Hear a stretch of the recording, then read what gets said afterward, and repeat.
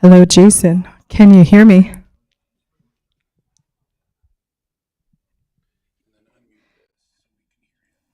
Oh, there you are. Hi. Hi, how are you? Good. I just want to make sure I can hear you, and I want to make sure you can share your screen. Let me give it a try. How does that look? Well, that looks lovely. I can see your screen. We are also trying to show your face, so I just want to double check Hmm. that. Oh, good. I put a tie on, so I'd like to.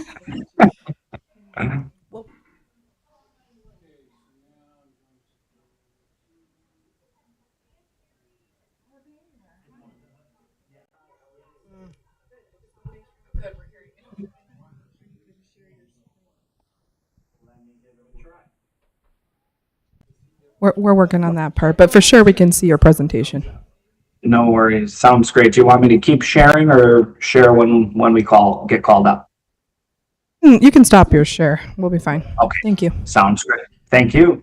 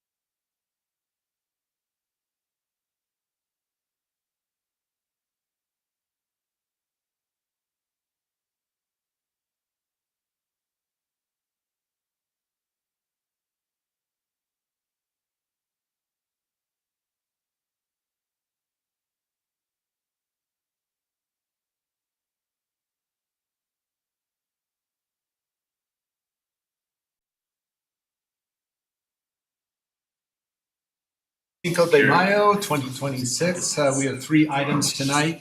And so I think we're just going to roll right into this. The first one is ballot items. And I'm going to turn it over to you, Gabby. Is that right? Sure, that works for me. Hello, everybody. Good evening. I'm Gabby Ray, Director of Communications and Community Engagement. I'm here tonight with Luke Bollinger from Parks and Recreation. I can hear myself, so hopefully it'll be turned off. Anyway, so we're here tonight to talk to you about ballot item surveying that we did. As you remember, in the fall, you gave direction that we should do some ballot surveys, statistically valid surveys about the ECC and a possible expansion. Is it that computer? Yeah, okay. And so That was the one with the presentation. That was the So important we'll one. pause. I gave you bad advice, I'm sorry. All right.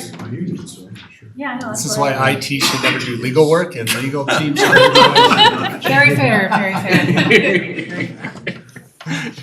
While we're getting all that set back up, I think, yeah, the computer just seems to be giving me some feedback, Adam. I don't know from where, but that's what we're dealing with in here. So we'll have a presentation this evening from Polko. Polko has been doing some of our community surveys for the last decade or so. And so we do have contracts with them for both surveying and for Balancing Act, which is also a budgeting tool and engagement tool that we can use for the public helping us with our budgets. So we used them for a survey about the ECC, the possible expansion and renovation at the ECC. We asked our community what they thought about paying for that possible expansion and renovation. As you had already had a presentation from Luke and the facilities team about what that might look like, now we asked the community if they would be willing to pay for it and in what form. So I'm going to pass it over to Jason, who's with Polko, and he's going to walk through a presentation with you all about the results that we got from that survey, and then we'll have some time for discussion, and then we'll talk to you about the other ballot item that you have discussed for this year. So Jason, I'll pass to you. Perfect. Sounds great. Good evening, everyone. I just want to confirm, just to make sure you can see my screen on your end. Yes, we can. Yes. All right, perfect. Well, my name is Jason Newmeyer. I am the Director of Survey Research here at Polko and National Research Center. I am very pleased to be here tonight to present the results from the 2026 Erie Community Center Expansion Survey. Before I begin, on behalf of myself and my Polko coworkers, I would like to extend a thank you to Gabby, who was our primary contact throughout the survey development and implementation process. She was a pleasure to work with, provided thoughtful feedback on the survey, on the report that's been shared, and on the deck that we're going to work through here this evening. So before we dive into the results, I would just like to share a brief background on Polko. So Polko's main mission is to unite people, data, and government leaders to help communities to thrive through informed decision-making that ultimately improves residents' overall quality of life. And as Gabby hinted at before, we provide surveys, simulation tools, and advanced analytics that help to build stronger, more connected communities. Polko merged with the National Research Center back in 2019 and combined their decades of social science expertise with Polko's technology. And today, Polko and NRC are probably best known for some of our national benchmarking surveys, like those you see on the right-hand side, the National Community Survey, the Community Assessment Survey for Older Adults, among a few others. But we also work with dozens of communities around the U.S. on custom surveys about specific topics or initiatives like we did here in Erie. In 2022, Polko and Balancing Act combined forces, and we now allow residents to share their insights through budgeting processes like interactive simulations and transparent prioritization projects. So ultimately, taken together, Polko provides the tools necessary to help empower resident voices. So let's first take a look here together at an overview of how this survey was actually conducted before we turn to some of those key takeaways. So to select survey recipients, a list of addresses was purchased from the United States Postal Service, and it was cleaned using town boundaries to remove any addresses that lie outside of Erie's borders. From that list, 4,500 households were randomly selected to receive the survey invitations. Those households received survey mailings, as you can see, starting on March 3rd, and this survey remained open for 4 weeks. The first mailing was a postcard invitation. That mailing was then followed a week later by a paper survey packet that included a return envelope. Both of those invitations included a web link and a QR code, allowing the resident to respond to the survey online should they so choose. The survey was also available in both English and Spanish, and all mailings included instructions in both of those languages. In total, 846 completed surveys were returned, resulting in a 19% response rate and a margin of error of plus or minus 3%. The results were then weighted using the most recent census data and the American Community Survey results to ensure that these results shown here tonight better reflect Erie's overall adult population. Now, you may have also heard that in addition to that random sample, the town also shared an online version of the survey that was available to all residents. That survey was open for the final 2 weeks of data collection, and an additional 803 responses were received there. The presentation that we'll work through here tonight and the main report that's been shared with you are based on the 846 responses from the randomly selected households, but results to that open participation survey are also included in the full report of results. So with that, let's take a look at some key takeaways. First and foremost, residents are broadly satisfied with the town's parks and recreation system. So survey respondents were asked to rate the quality of 5 facilities and services that are provided by the Parks and Recreation Department of Erie. Ratings, as you can see, were consistently strong across all of these service areas. Parks received the highest positive evaluation, with 85% of respondents giving excellent or good marks, followed by trails at 78%, the Erie Community Center at 77%, and recreation programs at 75%. The availability of information about parks and recreation offerings was also viewed favorably, with about 3/4 of respondents rating that positively. Overall, taken together, these results indicate broad satisfaction with the town's parks and recreation system, and obviously reflect particularly high approval of our park facilities. Now, looking more specifically at renovating and expanding the Erie Community Center, we find that most residents support those efforts. So respondents were asked whether they supported or opposed renovating and expanding the Erie Community Center to address current space and program constraints. As you can see here, about 3/4 of respondents indicated that they either strongly or somewhat supported the expansion, while about 1 in 10 did not have an opinion either way. Only a small majority, 14%, reported either strongly or somewhat opposing this potential project. Now, of those respondents who supported the Erie Community Center expansion, the most frequently cited reasons relate to population growth and the need for enhanced services. Just over 1/4 of respondents indicated that Erie's growing population causes a need for expanded facilities, while another 1/4 referenced the desire for new or improved services as their primary motivation. A smaller but still notable share of 21% reported that the current Erie Community Center is overcrowded or too small. Additional reasons included the belief that the project would add some value to the community, and as you can see here, about 5% of respondents said that they were either a current user or plan to be a user in the future. Now, among those respondents who opposed the Erie Community Center expansion, concerns about financial impacts were the most frequently cited. 1/4 of respondents opposing the project identified the overall cost as their primary concern, while 22% expressed worry that the expansion would lead to higher taxes. Other reasons for the opposition were common but less notable. You can see here about 1 in 10 respondents said that they just don't use the Erie Community Center, while another 1 in 10 felt that the expansion was unnecessary at this time. A similar proportion believed that the town had other more pressing priorities, and around 1 in 20 indicated that Erie is already overspending in some areas. And then finally, about 2% referenced concerns relating to planning or management issues around this project.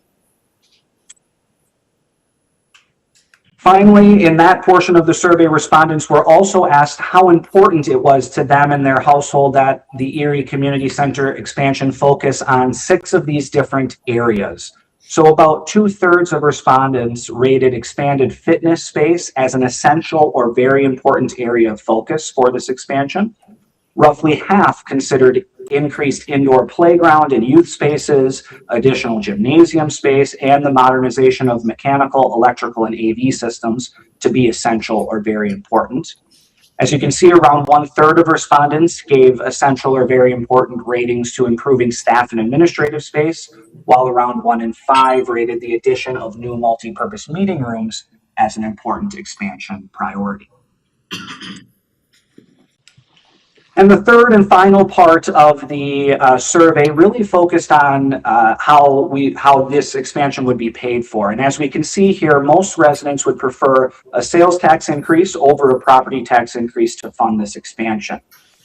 So after reviewing first the current status of Erie's Parks and Recreation system and providing their overall opinion on the expansion, residents were asked about a few different potential funding mechanisms, specifically how likely they would be to vote yes if there were a ballot measure proposed for a sales tax or a property tax increase to fund the Erie Community Center expansion.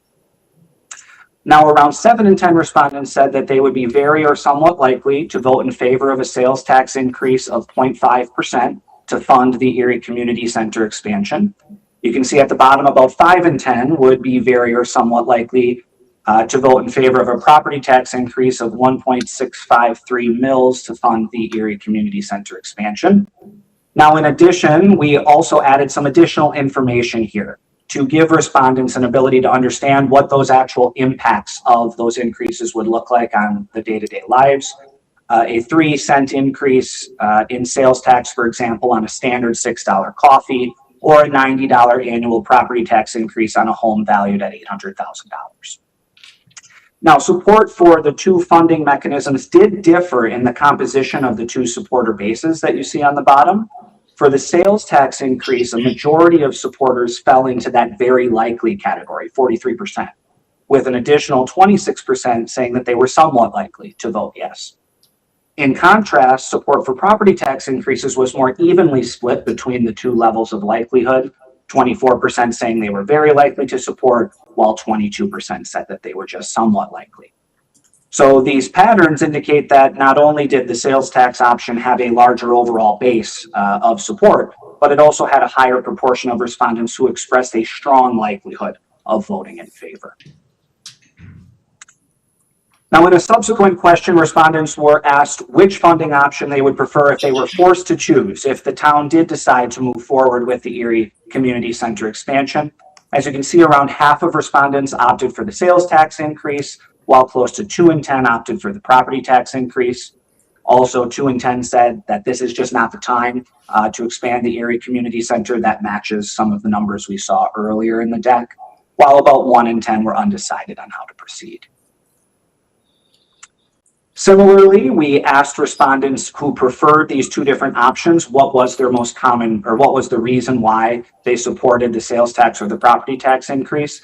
Among those who preferred the sales tax increase, the most common reason was the concern about current existing property tax levels. So about 4 in 10 respondents indicated that property taxes were already high, making the sales tax option more acceptable to them. Another 24% preferred a sales tax because it distributes the cost among a wider base of residents, visitors, and consumers. Other motivations were cited less frequently. 11% referenced home affordability as a key factor. 9% said a sales tax was easier to absorb or digest than a property tax increase. And then smaller shares noted that they can control how much they spend in Erie, or that a sales tax is simply just more favorable to them personally. And then finally, among respondents who preferred the property tax increase, the most common reason was concern about the fairness of the sales tax. About 1/3 of respondents preferring the property tax described sales tax as either unfair or regressive, making the property tax approach more acceptable to them. Around 15% felt that residents, rather than visitors or non-resident consumers, should be responsible for funding this project. And about 1 in 10 cited the stability and predictability of property tax revenue as their primary motivation. Finally, some smaller shares here toward the bottom of the slide reference personal economic circumstances or local economic conditions, including not being a homeowner or the perception that Erie does not have enough businesses to support a sales tax-based approach. So in sum, our 3 key takeaways here from our survey. First and foremost, residents are broadly satisfied with the town's current parks and recreation system. Most residents support renovating and expanding the Erie Community Center, and when asked to choose, most residents would prefer a sales tax increase over a property tax increase to fund the ECC expansion.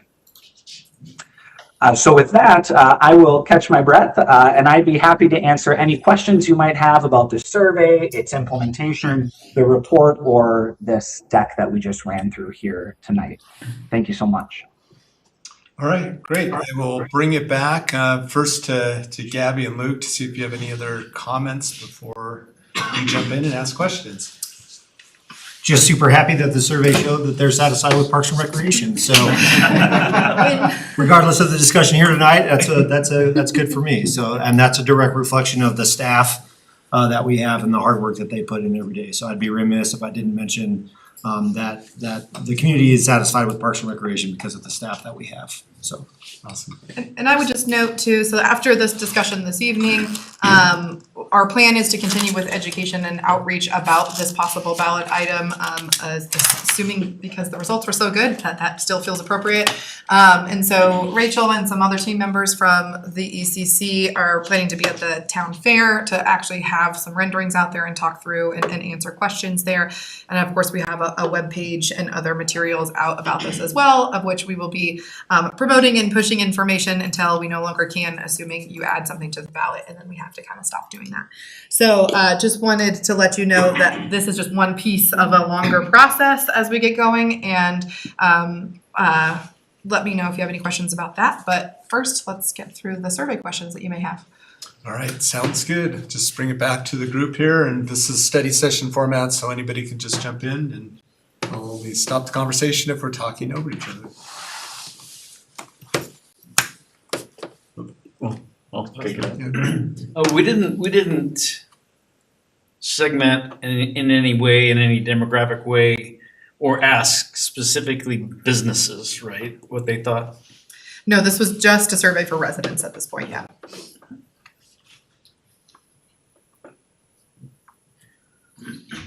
So how many, let's say it's a sales tax, about how many years would it take to pay off the expansion plan? Was that 20-year? you can either do a 30-year sales tax revenue bond or a 15-year. It just kind of depending on the rates and what that kind of looks like. And we've already engaged with our bond counsel on that and Director Hancock. And so we have some of those initial numbers. So you're either looking at a 15-year or a 30-year. Okay.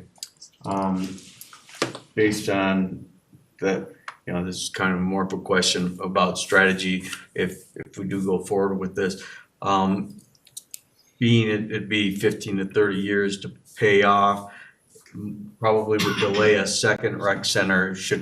Are we looking at going bigger on the expansion with the anticipation that it may be several years before we get a second? Yeah, that would be a council directed if they wanted to pursue a second community campus, for sure. At the, I think it said in here, a 0.5% sales tax increase. Does that generate enough money to do a 15-year bond?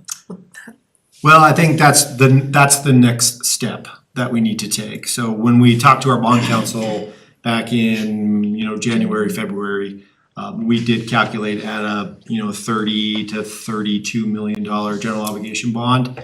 That would be sufficient to generate what we needed to make a payment on it. So, but things change, and so we'd have to revisit that when it comes time to put that on the ballot to figure out what that final number is. Yeah.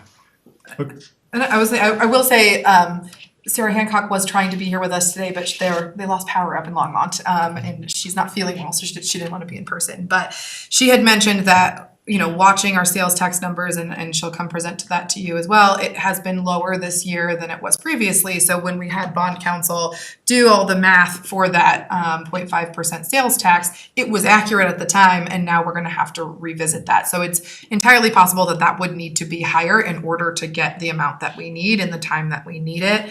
But that is something we haven't done the math on yet, wanting to get through this presentation and get some solid numbers from finance about our sales tax revenue outlook. So probably not gonna stick to that exact same number, but Director Hancock didn't think it would go up that much, not significantly, just probably minimal increase.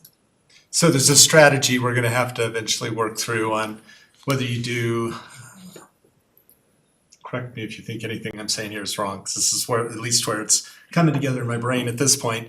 We would do a 0.5 sales tax increase. It would be to pay for the expansion and remodel of the rec center. Could we say that this is a tax into perpetuity only to be used for recreational facilities, so that when we paid off the expansion and the remodeling, then we've got a revenue stream to start paying for the second rec center?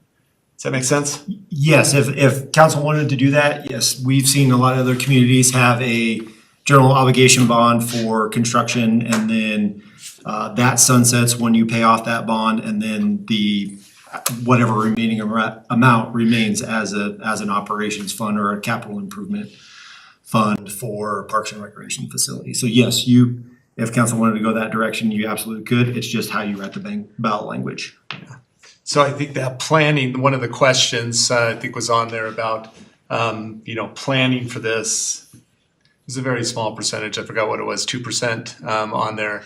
People didn't want to do this because we didn't plan for it. I get that, but if we can plan for it now so that there's a revenue stream later for the second one, then I may be in favor of that, depending on what the other options are. So does that affect, if something comes up and we need to have a tax increase though for some other project that we're not imagining right now? Yeah, so I think this is why it'd be good to know what other communities do in this, because it would be saying, hey, we're gonna have a 0.5 sales tax, and it is gonna be used into perpetuity to build recreational facilities and to potentially operate them if there's leftover revenue. But if you do that, then that 0.5 can't be used for other things that may come up. You end up layering one tax on top of the next, and most communities do that. It's just a question of what the appetite is for how far you go with that. How long? Or possibly use the strategy that St. Vrain has recently effectively used, which they bonded, right, property tax. I mean, I think we use the same concept on sales tax, but property tax, they were paying off their bonds, and they went back to the voters and said, without raising your taxes, basically keeping that revenue stream intact, would you approve to continue with those payments so that we could build the next set of schools? And so maybe that's a strategy where we lock this into just our rec center, and then when that time comes for the second rec center, we can go back to the voters and say, without increasing your taxes, we extend it out further. Yeah, go ahead. So in the last survey, we sent it out to the entire community, right? And now 800 people will decide for 40,000 people. Yeah, so the survey that the council had last summer was sent out to all residents in the town. We ended up getting basically the same percentage of respondents. So from a statistically valid perspective, this one that went out to 4,500 residents with the weighting is the same as saying we sent it out to all the residents and still got the same percentage back.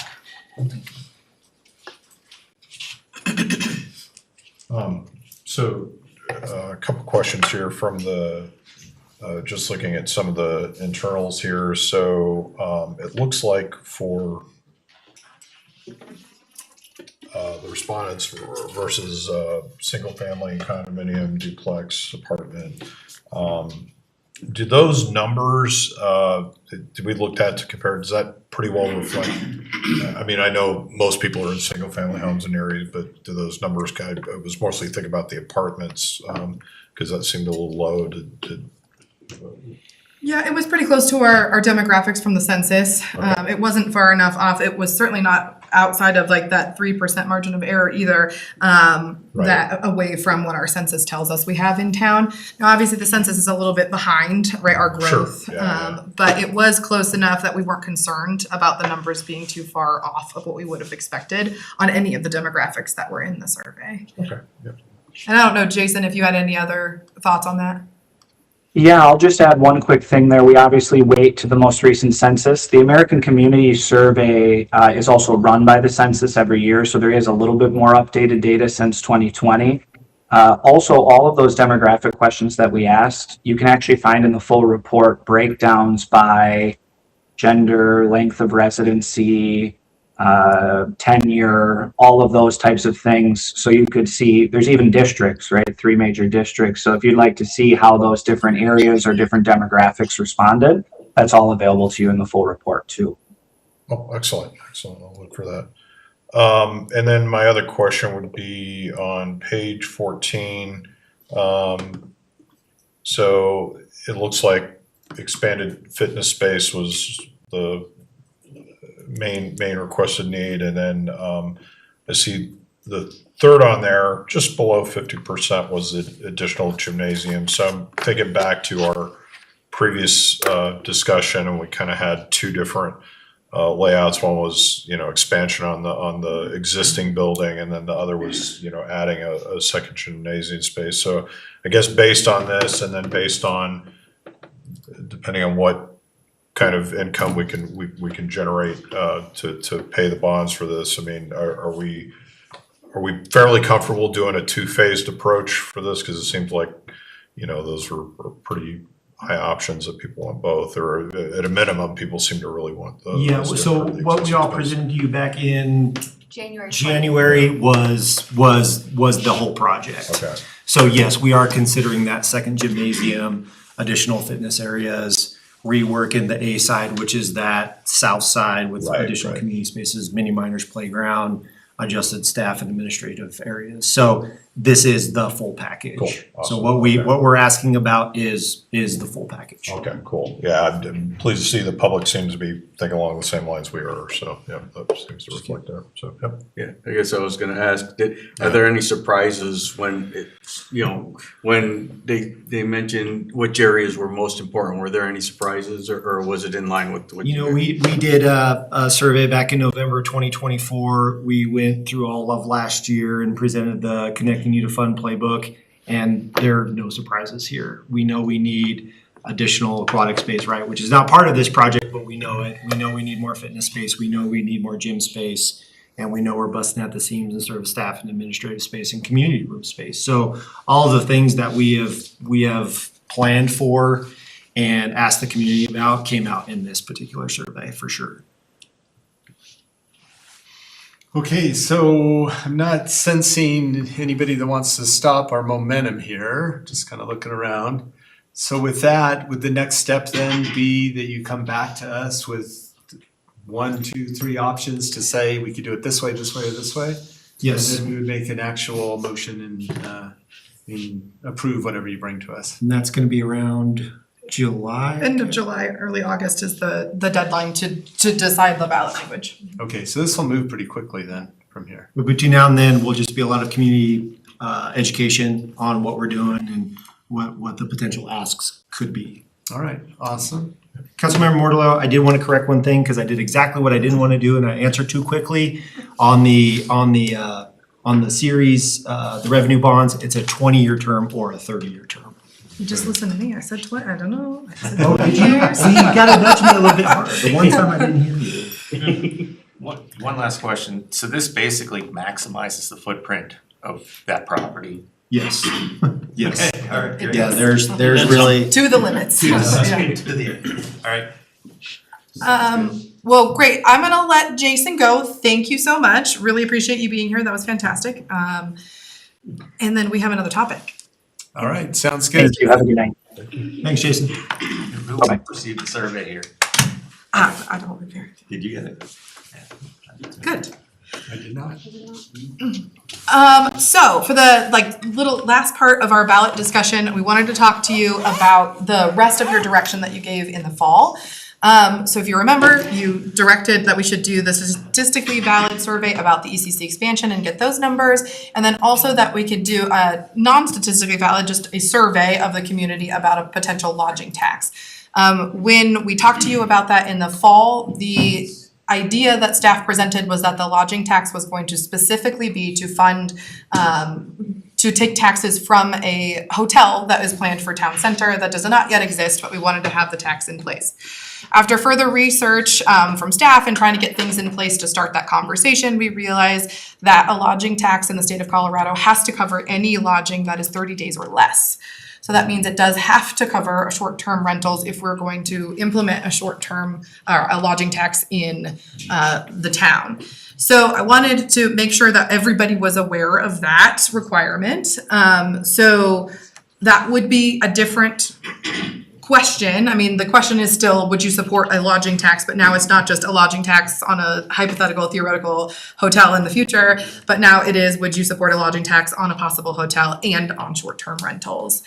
When we had this conversation a few years ago now, we weren't quite prepared to ask this question because we didn't have a full grasp on what short-term rentals look like in the town.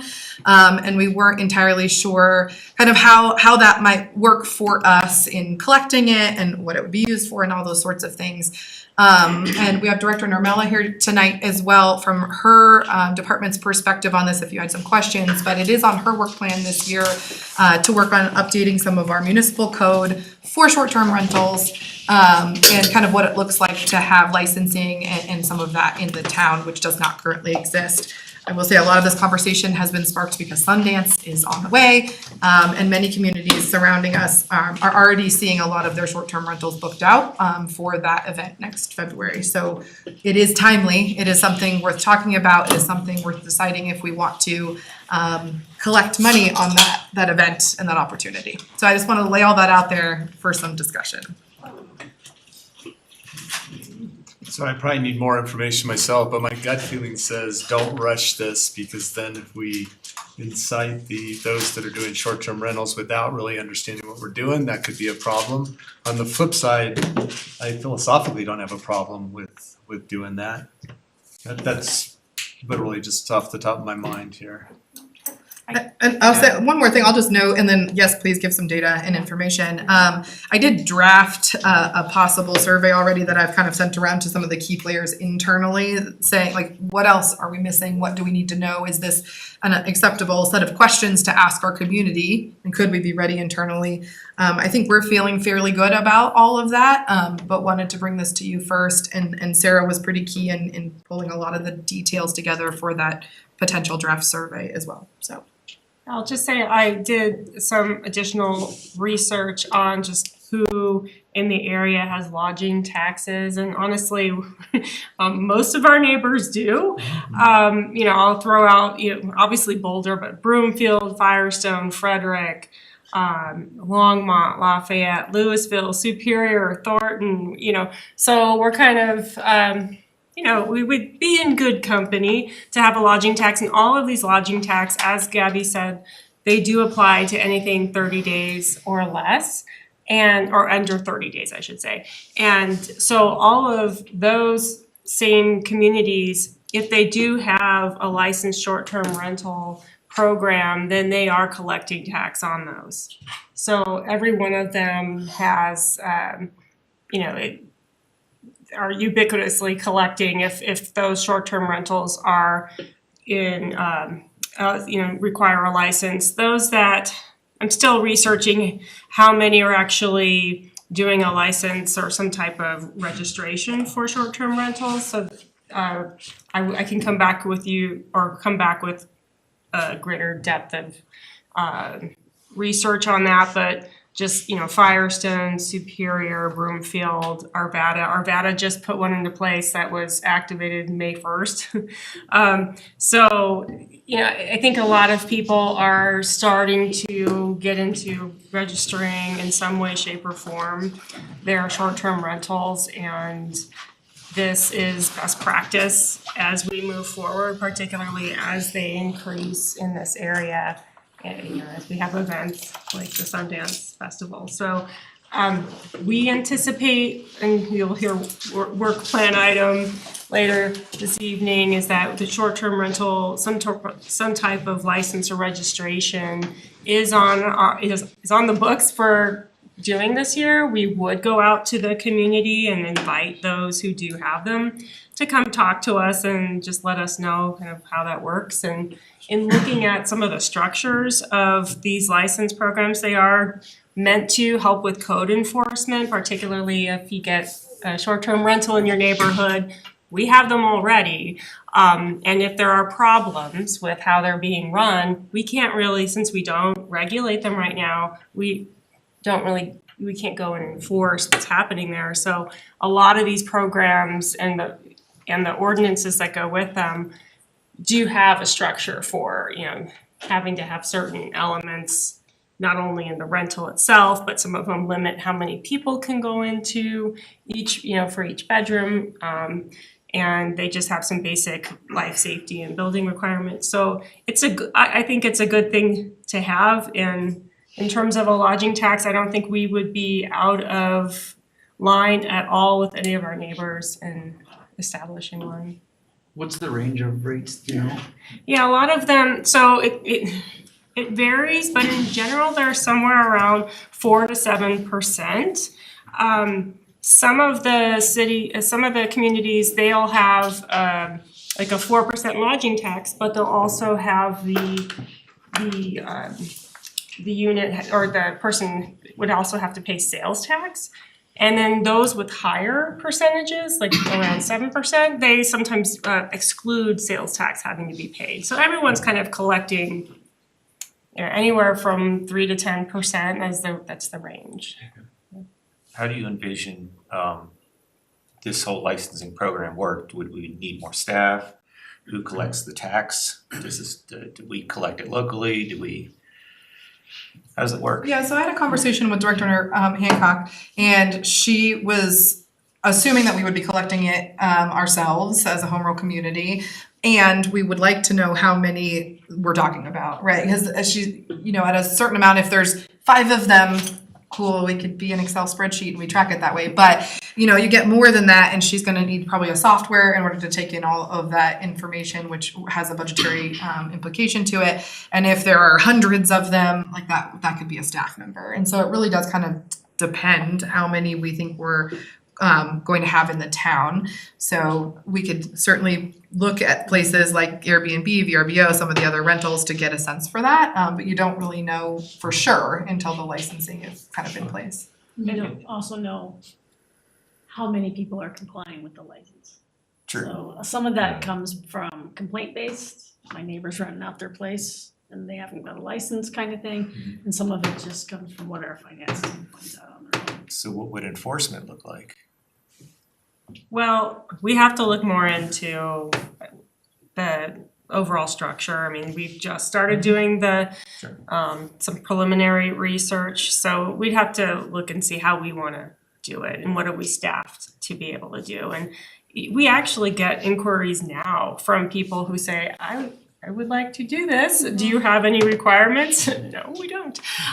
So I think there are people who want to follow the rules, and I think within this area, there are rules, and people are kind of wondering, when are ours? Yeah, what are ours? So I think they'll be receptive to us establishing some regulation around it. And yeah, there will be people that will have to go and see, and that would be something that we would treat as a regular code enforcement. Would those multi-generational properties be legal short-term rentals? They could if they register, and if they're, whatever we want to choose to do. If we want to limit the number of days that somebody can have rent a place out for short term. There's quite a range, or it could just be all year. Somebody could just have a unit. So it depends on there's policy decisions to be made around how we register them and what rules we set up. I'm just thinking of the ADU, now short-term rental, like if those multi-generational units are legal short-term rentals, why aren't they legal ADUs, or how do we make them legal ADUs? I'm going off on a tangent here maybe, but This is- still, Sounds like there's two parts of this conversation. One is to figure out our short-term rental criteria. And the second one is then if we're gonna tax, would be part of that. I wonder also if, maybe this would have been a question for Jason, or you can follow up with them. Do we cause any voter confusion if we have both the rec center tax and the short-term rental tax? Typically, we don't, because they're so different. They're just vastly different taxes, and the ballot language is going to be vastly different between the two of them. So that hasn't, in my experience in running ballot surveys and then seeing the results of them, that hasn't become a problem. It's more about the appetite. I also think if you were to still run the two of these, one of them is more likely to affect the residents, and one of them is more likely to affect visitors more. The lodging tax being the one to affect visitors more than residents. So that does also lend itself to being an easy vote for both if you were inclined to approve both, because it wouldn't hit you in both ways.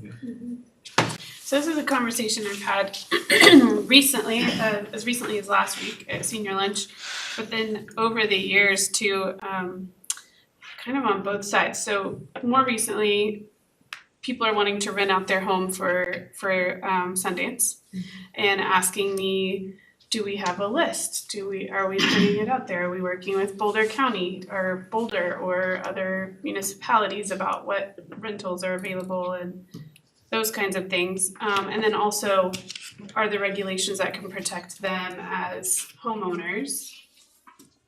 And so the answer, of course, is no, we don't have any, right? We don't have anything yet. And then the other conversation I've had several times over the last couple of years is my neighbor rents their house and I don't like it. There's big parties on the weekends and they want some kind of enforcement around it. So I do think, oddly, on both sides of the table that people are looking for us to do something with short-term rentals. So I think it's timely if we could get it done before Sundance. And then I think it's ongoing. It would benefit the community too to be able to say, here are the parameters at least that everyone is expected to work within. So I think it's worth pursuing, and I was thinking the same thing, that it doesn't prevent us supporting also a sales tax increase, because it wouldn't hit the same demographic. So, and I'll say, if it feels like that's still, it's worth us going down an education and outreach path with the community. We are, of course, coming up to our biggest event of the year with Town Fair. And I always try to capture that audience as much as I can while they're there. So I would like to have some sort of surveying or information there for them, which is, just next weekend on the 16th. So that's why I had drafted a survey already for internal kind of review to make sure that everybody on staff felt okay with it, and to be able to at least start the conversation with our public while they're out there. So I was hoping for a little feedback and feel the vibes in the room, if that feels like something we can do. Certainly you have, as we do with the other ballot item, the opportunity towards the end of July, early August to decide one way or the other, do you actually want it on the ballot this year or not? You could certainly decide, no, it's not the right time, we want to wait a year. That's a perfectly valid thing to say, certainly after we get some feedback from the residents. But I did, before I went out and just started having a lot of very pointed, specific conversations with the residents, wanted to get a sense for if that's okay now that the topic has expanded from just a hotel. I think, having it, if we want to have it in place, before we do have a hotel, that certainly makes sense, although that's going to be potentially years down the line. But I don't think, as far as the short-term rentals, typically that's a type of thing that if it gets increased, they're going to pass that on to the end user, so I can't imagine us getting a bunch of backlash on that. I think the policy area is something, yeah, we definitely wanna look at, but I think those can be done in tandem, so I'd be fine, like, I think it's fine having it on this ballot if, and it might be advantageous just to get it out of the way, but. The backlash that I would see is like Councilmember Bear said, neighbors partying, and I've heard. Well, that's the policy end of it, yeah, and that's certainly, and on that end, I'm kind of curious too, like, cause I'm assuming some communities, like, in their covenants, they may have rules against short-term rentals that I assume would that override any municipal rule that we, if in other words, if a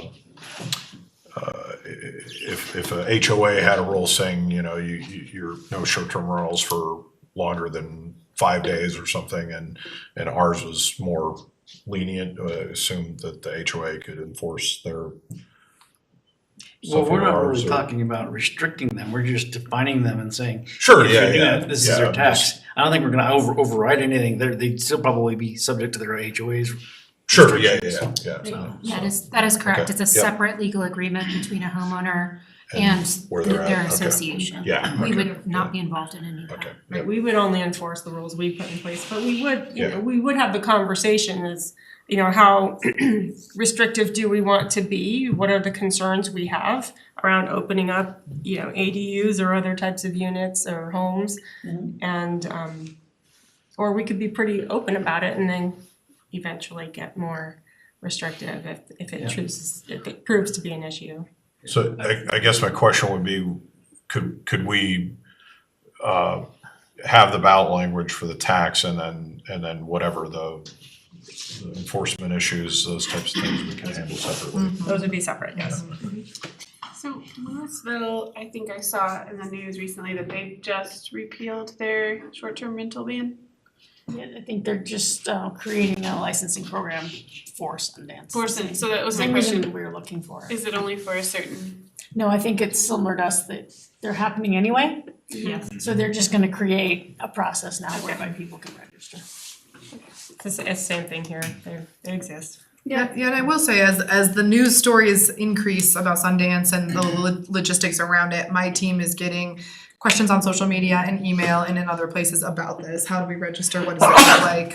What does it cost for us? So it's definitely getting a lot of buzz, and we are close enough that I think it matters geographically, what we do. Yeah, so I'm okay with getting the data and figuring it out. I do wanna make sure, I think it's more along the lines of Councilmember O'Connor's questions, that we don't go forward with this and then we have to hire a bunch of people or a bunch of enforcement or whichever it is, and the revenue we bring in doesn't come anywhere Yeah. close to paying for the program. Sure. Well, and that can be a separate discussion as well. We can build the framework and say, here's what we want, and then, well, we can decide how strictly we wanna enforce it, so. I think we should probably continue. It's inevitable, I think, that's gonna happen, certainly before we get a hotel. And I don't see a reason to be an outlier in the region. So I think just carrying on, creating that framework and what some of the questions are for the policy, makes sense. All right, I think you have what you need. I do. Thank you very much. Great. All right, we will move on to our second topic of 3. This one is item 2026-191, County Line Road, Highway 7, Arapahoe Road Extension Feasibility Study Update. Staff swap in and out here.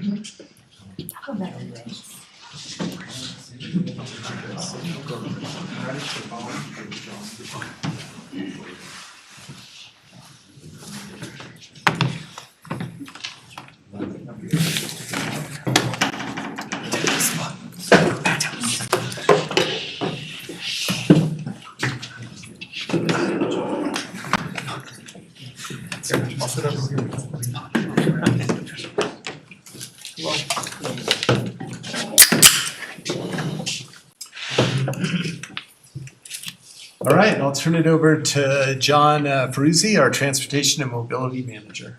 Thank you. Good evening, Council and Mayor. We are here tonight to talk a little bit about the County Line Road Extension feasibility study and the airport north-south connectivity study, as well as how we've phrased it. Tonight, we'll be presenting the results of our airport north-south connectivity study with the analysis that we've done for a potential new roadway connecting near Erie Air Park with a focus on improving direct access to and from Colorado 7. I'm joined here with Miguel Aguilar, Principal Transmission Planner from the town of Erie, as well as our team members from DJNA. I'll let them introduce themselves and we'll jump into a couple of items related to our roadmap here. Good evening, Mayor, members of the council. I'm Bill Delo at DJNA, and I was the project manager on the consultant team side. I'm Mike Dagler with DJNA. I'm assisting Bill. Yeah, That's good. So just to get things started on the next slide. Miguel, you can use the mouse. Perfect. Okay, there we go. Yes, thank you. So tonight we're going to walk you through some of our key findings related to the study that we've conducted. This is our roadmap for the presentation and some of the information that we're going to be presenting. We'll move through the study overview as well as the timeline for the project, and we'll provide information on the short list that we have related to our efforts. We are going to explain how we got to the alternatives and how we evaluated those for the process, and we'll provide information about the feasibility study results as well as our recommendations for you to consider. So let's see here. Yes, so just a few items related to the location of our study. We're evaluating the feasibility of a new roadway connection near Air Park Airport, EIK, focus on direct connectivity to and from Colorado 7. Our objectives are to evaluate the overall roadway network analysis in this area as part of that review process and screening. The study looks at existing but also forecast traffic growth, and we did look at the land uses associated with the area. So we took into all the information related to land that is either proposed for development, has plans, or is in the existing condition developing and has operations on it. As part of the process, we also looked to identify the direct connections, all the possible opportunities in the area, and we considered some of the emergency response related issues associated where, for example, the fire department and other resources are positioned in relationship to the airport and other uses in the area.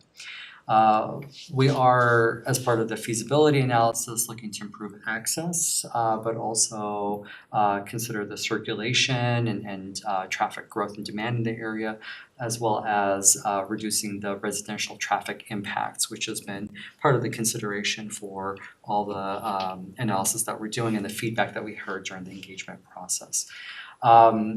Our motto is keeping regional traffic on regional roads and keeping local traffic on local streets. So that's our approach generally, and we took that approach with this analysis process just to make sure it's covered. So with that, I'll hand it over to Bill, and we'll go get through the details here. Okay. Thanks, John. So yeah, as John mentioned, I'll be walking through the alternatives development process, the analysis process that we did, looking at feasibility for the roadway extension. We looked at and identified really 4 primary alternatives that were evaluated as part of this effort. Alternative 0, first one is what's considered to be the baseline future condition. So this would be the roadway improvements, new roadways, roadway expansions that are proposed as part of the transportation master plan. And those feature improvements within the project area. Alternative A, which we'll talk a little bit more about on the next slide, is a connection that would connect County Line Road to Airport Drive, cross over Coal Creek, and then move south and east to Airport Drive. Alternative B looked at a more direct connection to Highway 7, basically more of a straight north-south alignment for that roadway. And then we also examined an emergency access route that would specifically serve the airport with a secondary access primarily for emergency vehicles and would not serve through traffic. Some of the other items that I'll mention and highlight within the study timeline, the February-March time period was when we conducted the community engagement effort. There were mailers sent out to residents in nearby neighborhoods advertising a community open house that was conducted on February 25th of this year. We had 22 people that attended that open house and participated, reviewed the alternatives and provided their input. Town staff, Miguel also gave a presentation to the airport board in March to present the different alternatives and receive feedback from the airport board as well. So this map here outlines the alternatives that I just walked through and provides a little visualization of where they would run. So you can see alternative 0 we've highlighted in the white. So all of the roadways that are showing up in white or yellow are part of the baseline future network that will be built out as the town advances improvements and as new developments come online and those developers implement the roadways that they're conditioned to provide as well. So that includes the future connection of Coal Creek Boulevard, which is really one of the more substantial improvements within the project area, making that connection from its southern terminus right now up to connect to County Line Road. We show alternatives A and B there in the center of the image, alternative A there in blue and alternative B in pink. Alternative A, as we highlighted, does have that little turn to the east there to connect to Airport Drive, just south of the existing hangars, while alternative B makes that direct connection to Highway 7. And then in the green dash line, we show that secondary emergency access route to the airport. This slide here highlights the proposed roadway cross-section. One of the key constraints in terms of the alternatives is that there's a very narrow right-of-way available, about 30 to 35 feet of publicly available right-of-way that exists primarily along the alternative B alignment and route. And this is south of Coal Creek, the actual creek itself. Once you cross over, head down towards Highway 7, there's only about 30 to 35 feet of available right-of-way. So this does allow for a 2-lane roadway with a 12-foot travel lane in each direction, but no multimodal infrastructure, no sidewalks, no bike lanes would be able to be provided along this roadway with this cross-section unless there was additional right-of-way acquired to accommodate that. In this location, we do have the Coal Creek Trail, so there is multimodal infrastructure that would parallel the roadway alignment and be present in this location. So this slide shows the estimated changes in traffic volumes with both alternative A and alternative B. So in the black, we've shown the future forecast traffic volumes along different roadways within the project area. So along Coal Creek Boulevard there on the left, Arapahoe Road, and then up on County Line Road as you move to the north, as well as volumes along Vista Parkway there to the east. In green, we show locations where there's a reduction in forecast future traffic volumes with one of the two alternatives implemented. And in the red or pink color, we show where there would be an increase in traffic. So really key items to highlight here, the alternatives A and B, that north-south connection really helps to potentially reduce traffic along Coal Creek Boulevard, provides a shorter distance of travel, a little bit shorter travel time. And so we do see the potential for diversion of traffic away from the future alignment of Coal Creek Boulevard to this corridor. There's more limited estimated redistribution from Vista Parkway, primarily because the overall distance traveled and the time of travel between alternative A and B and the current condition along Vista Parkway is not very different. So these alternatives add a little bit more friction, I think, to that travel. You have a few more turns that you would need to make as a driver if you were, for example, heading south on County Line Road for taking that alignment versus Vista Parkway. And so we don't see a very significant potential diversion of traffic away from Vista. Most of it comes from Coal Creek Boulevard. Before we move on, can you say again what ADT stands for? Yes, average daily traffic. So this is the daily number of vehicles that would be traveling on the roadways. Thank you. Yeah, well, thank you for, if I use an acronym as There's a ton of them. yes, as a transportation person, I love my acronyms. So yeah, feel free to chime in if I use one that you need a definition for. So the next two slides will talk a little bit about, provide some more details around Alternative A and Alternative B in terms of the concept design. And Mike and his team led the development of these concept designs. One of the key items here, we show Alternative A. There's a few key elements of the design that we wanted to highlight. First and foremost is the crossing of Coal Creek. In pink there, we show the existing floodplain for Coal Creek. So you go out there today, Coal Creek's a very narrow, small, most days a trickle of water out there today, or very limited amount of water, but the overall floodplain and potential for water flow within the creek and within the creek bed is quite substantial. And this really does add in a very high-risk element to both Alternative A and Alternative B in terms of being able to cross that floodplain and interfere with that floodplain as little as possible. Both alternatives would require additional hydraulic modeling and analysis to look at the impacts of a bridge over the floodplain. That's out of the scope of the current effort, but it's certainly something that we've flagged here as part of this process to highlight the risk there.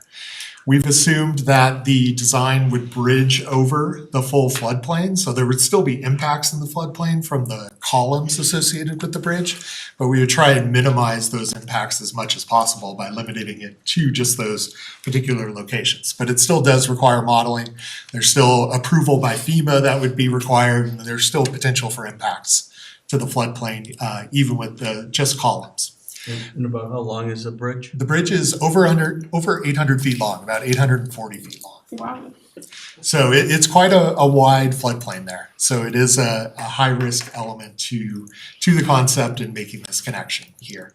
And you can see to the north and to the south, it's a pretty wide floodplain throughout.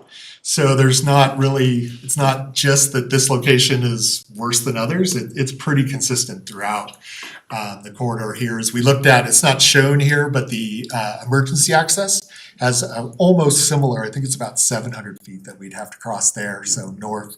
So the floodplain stays pretty wide throughout this part along Coal Creek.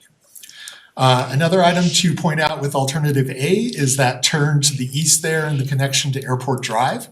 Once the roadway turns east, it's no longer in public right-of-way, so that would require acquisition of private property in order to be able to make that connection, and that would certainly have a cost and potential impact to property owners as well.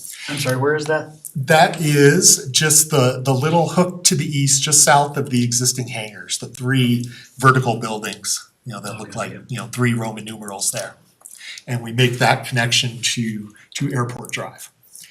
And then at the bottom, at the south end of the image, we've shown the planned traffic signal at the intersection of Airport Drive and Highway 7. That is a developer conditioned traffic signal that'll be implemented and paid for by development in the area. And so this alternative utilizes that connection and uses that future traffic signal to provide movements at Highway 7. So Alternative B looks very similar at the north end in terms of that connection and crossing of Coal Creek. Same length of bridge, same crossing in that location. Where it differs is down there just south of the three hangars. In this case, Alternative B would continue along in the available public right-of-way, that 30 to 35 foot available strip of right-of-way, and then make a connection down to Highway 7 at the south. We've shown instead here that east-west horizontal dashed black line that could be a potential connection to provide connectivity from Airport Drive to Alternative B. But again, that would require acquisition of private property. It's not publicly owned right-of-way in order to be able to make that connection. The other key item here is the relocation of the traffic signal to the intersection of Alternative B and Highway 7. So in this case, the town would be responsible for implementing the traffic signal. And the benefit or kind of objective with that connection from Airport Drive is that then you're opening up full movement at Highway 7 for the existing and planned businesses along Airport Drive. So my question there, because I thought, as you mentioned in the previous slide, that at Airport Drive, that was a developer condition light, and I thought they were already, the infrastructure's already there for them to put in the light, or they're working on that now? The infrastructure's currently not there for a traffic signal. CDOT has issued a permit previously. There was no action taken on it, and in fact, that permit has expired since. Oh, okay, all right. Well, are you That talking is- about Airport Drive. and Highway 7? Yes. Yeah. I thought that's a condition of That is- the that's in development the out DA, there, and at right? the CO, the light has to go in. So written in the DA for the Erie Air Park Track E2, there is a condition that once they get to the certain threshold that triggers the warrant for the signal, that signal will be constructed at that location. It is not there now. The infrastructure is not in place yet. So that's why we're saying it's a developer condition signal. So So that it is a wouldn't- condition of the existing project that's going on right now, though. Is once that warrant is met, it will be installed. But I'm sorry, you said So- it's conditioned on volume? Yes. But a change to that, would that require a DA amendment, or is it? Change would require a DA amendment. Okay. So just, The change to, The conditions or what we were working on with the developer. For a light at Airport Drive. Correct. okay, so I'm confused. I'm saying if- Rewind the tape a little bit. Let me go back to what David was saying. Assuming the development that's happening right now, where we have the condition in there that the light goes in at Airport and Highway 7, is there, forget about any changes, is there any reason that light will not go in there? We do not anticipate that that light will not go in at this time. The only Okay. way that would happen is if we don't hit the threshold for whatever reason. The traffic warrant threshold. Okay, This is separate from this conversation. right, okay, so Yep, And, fair. and so, assuming there's gonna be a light at Airport Drive, it's highly unlikely that CDOT would approve a second light, correct? Correct, yes, so yeah, Totally that, makes sense. yeah, that was actually the next item to highlight is, yeah, those two streets, if alternative B was pursued, alternative B, its location and the location of Airport Drive is doesn't meet CDOT's requirements in terms of spacing of traffic signals. In fact, alternative B is pretty close, I don't think it meets either to Coal Creek Boulevard. It's pretty close to meeting that requirement, so, but there would still be a process required with CDOT to go through and get an exemption to say, you know, we're within that half-mile distance that they permit. And so would this be allowed? So that is one of the risks with another risk with alternative B is it would require a new process with CDOT to get that access and that traffic signal permitted and have them approve, you know, basically the relocation of a planned signal at Airport Drive over to alternative B. This slide highlights again the different floodplain considerations. We wanted to make sure we walk through these as we do see this one as one of the higher risk elements for both alternatives. So we highlighted there's that wide floodplain for Coal Creek. Any new crossing, regardless of the number of columns or potential impact, does require FEMA review and approval. And that more detailed hydraulic analysis and modeling of the floodplain to see how it changes with whatever impacts or impediments that a bridge would implement into the floodplain. One of the kind of unanswered questions at this point is what those impacts are. Would they FEMA require mitigations? Would it potentially impact existing other properties that are nearby or other buildings? It's unknown at this point what those potential impacts would be. But at this stage, we've tried to outline a bridge design that has as little impact as possible.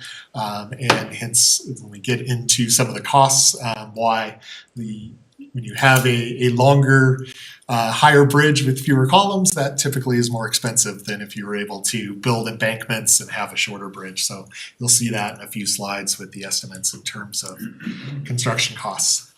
And that's what we highlighted here. We looked at several elements related to cost, not only the cost to construct the roadway extension and the bridge, but also maintaining it over a 20 to 30 year period, and use that information along with the traffic inputs in terms of redistribution of traffic travel time savings, safety, and other elements to develop and complete a benefit cost analysis. This benefit cost analysis followed the U.S. Department of Transportation's methodology that they use for their funding grant applications and decisions on whether to fund projects that apply for federal grants. So kind of walking through this table from top to bottom, the capital costs there up at the top, about $50 million to implement the roadway extension. Vast majority of that cost is in the bridge. That is the major cost component of that improvement.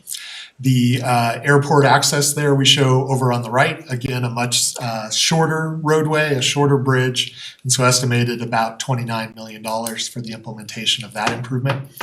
Maintenance costs for both the roadway and the bridge annually would average about $200,000 a year. That wouldn't happen in every year. Each element has its own useful life in terms of repaving, inspections and improvements to the bridge. But on an average basis, about $200,000 a year is about what it works out to. The vehicle miles travel reduction, this is looking at the redistribution of traffic that we showed back several slides ago, looking at what that volume was on a daily basis and the shortened distance that those vehicles would need to travel, primarily those cars shifting from Coal Creek Boulevard to the new roadway extension. And so that's about 7,000 to 8,000 miles a day averaged across all of the traffic in the future.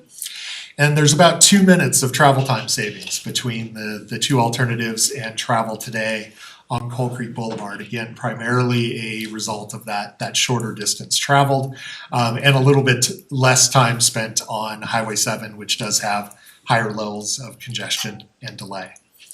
The next two lines, the commercial industrial land use benefit and the residential land use benefit, I did want to point out on the commercial industrial land use benefit, that's estimated economic benefit over the next 20 years from development that's already planned in the air park area. So the roadway extension itself will have more than likely very little influence on that development, just because a lot of that development is already entitled, it's already planned, already has access through various components and locations along Airport Drive or County Line Road. So we expect that 26 million or so that's estimated there to be, pretty much the same whether the alignment is implemented or not. And you really kind of see that with the emergency access. That's kind of the no build scenario, about 25 million, and that you get a slight bump with the alternative A and B just in terms of that economic benefit. On the residential side, that economic benefit or output impact that's identified there is primarily a result of travel time savings for existing and new residents. Doesn't necessarily spur additional or new residential growth. It's more the kind of the opportunity cost for residents within the project area. And again, that's spread over a 20-year time horizon per the US DOT requirements. And so then at the bottom, really get to the key item with the benefit cost ratio. You can see about 0.42 to 0.53 in terms of benefit cost. When US DOT evaluates federal grant applications, they're really looking for projects that have a benefit cost of 1 or greater. And basically what that typically means is that the project brings in more benefits than the cost it takes to build and maintain it. So if a project has a number that's below 1, it costs more to build and maintain it than the economic benefit that it provides for the particular study area. So all three alternatives are below 1, and so if the town was to advance one of these alternatives, pursue federal grant funding for its implementation, it would probably be very hard to be competitive against other projects. A lot of times projects that are funded are actually above 1.5 and above in terms of their rating and then being awarded funding. So it would be challenging just in terms of competitiveness. And then some of the other key findings, really building on the previous slide and that benefit cost analysis. Since we're below 0.5 for both alternative A and alternative B, likely not competitive using the US Department of Transportation criteria, which, as I mentioned, looks at safety, time, economic development versus that cost. The travel time compared to Coal Creek Boulevard is about 2 minutes of savings on average for drivers utilizing the roadway.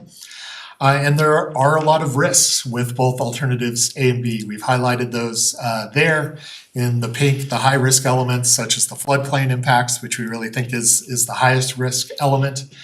Environmental approvals, that's a moderate risk. Crossing the creek, there's potential impacts to natural resources, aquatic resources, endangered species that would all need to be looked at and evaluated. As we mentioned, that CDOT coordination that's required with the connection to Highway 7, getting approval if that was a new connection with alternative B.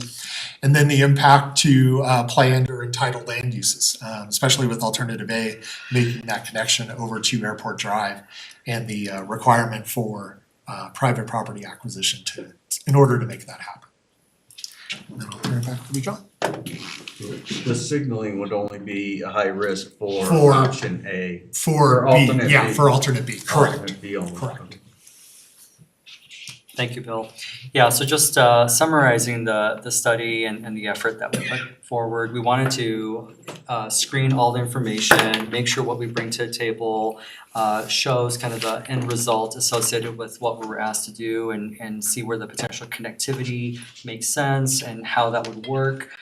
Bringing that back, we discovered that it's a roughly $50 million investment in either alternative that would work in this particular area for about 2 minutes of travel time savings compared to the Coal Creek connection in the same vicinity.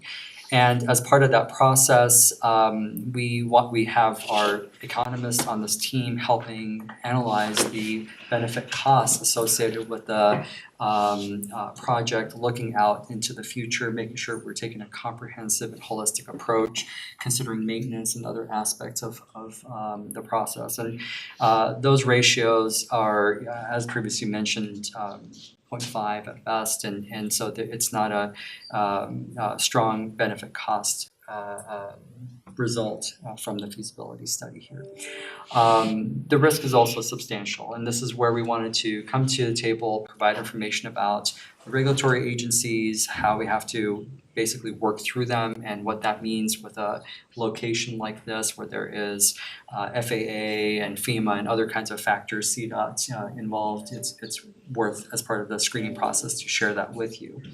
Ultimately, as staff recommendation, we don't recommend alternative A or B, given the results that we have arrived at with the analysis that we're looking at. We have a recommendation essentially to complete the build out of Coal Creek Boulevard through the developer process. That's already in play. It's already in motion, so moving forward with that. And then there are improvements to Vista Parkway, investments that are ongoing currently, and it'd be worthwhile to complete those, as well as the Airport Drive signal and planned investment with redevelopment. That's already in play as well, and we'd recommend moving forward with that, given that's already in motion. And then also today, just as part of the process that we have with other development, we're looking at parallel roads. The Sheridan connection is also something that we've submitted to the region. It's been accepted as a connection for truck traffic, and that was, I think, part of the original impetus for understanding, does it make sense to look at this?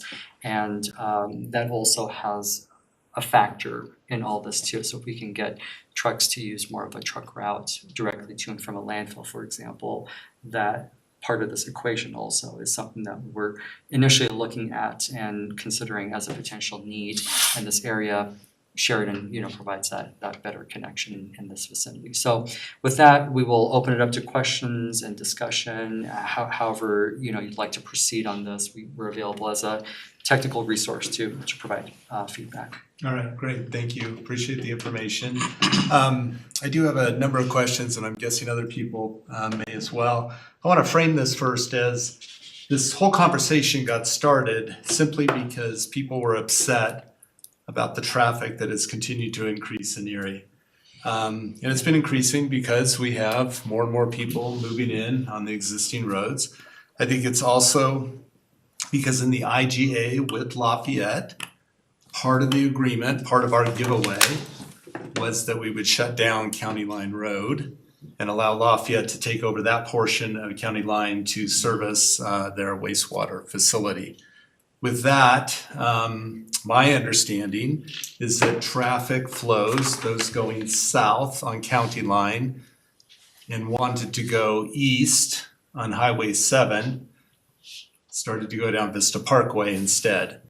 And I thought that was a significant increase, but the numbers you're showing me here tonight are not indicating that that was a significant increase. So that's my first question, right? Was the premise for us actually starting this conversation simply wrong? So what happened when County Line Road got shut down? What happened to the traffic counts out on Vista Parkway? Well, I think a lot of that was just, oh, you're asking them? Yeah, I'm asking staff. Yeah. I think as part of the analysis and what we've modeled a build out condition here. So I'd have to look back to see what happened with traffic trends associated with the closure of that dog leg, my diagonal section.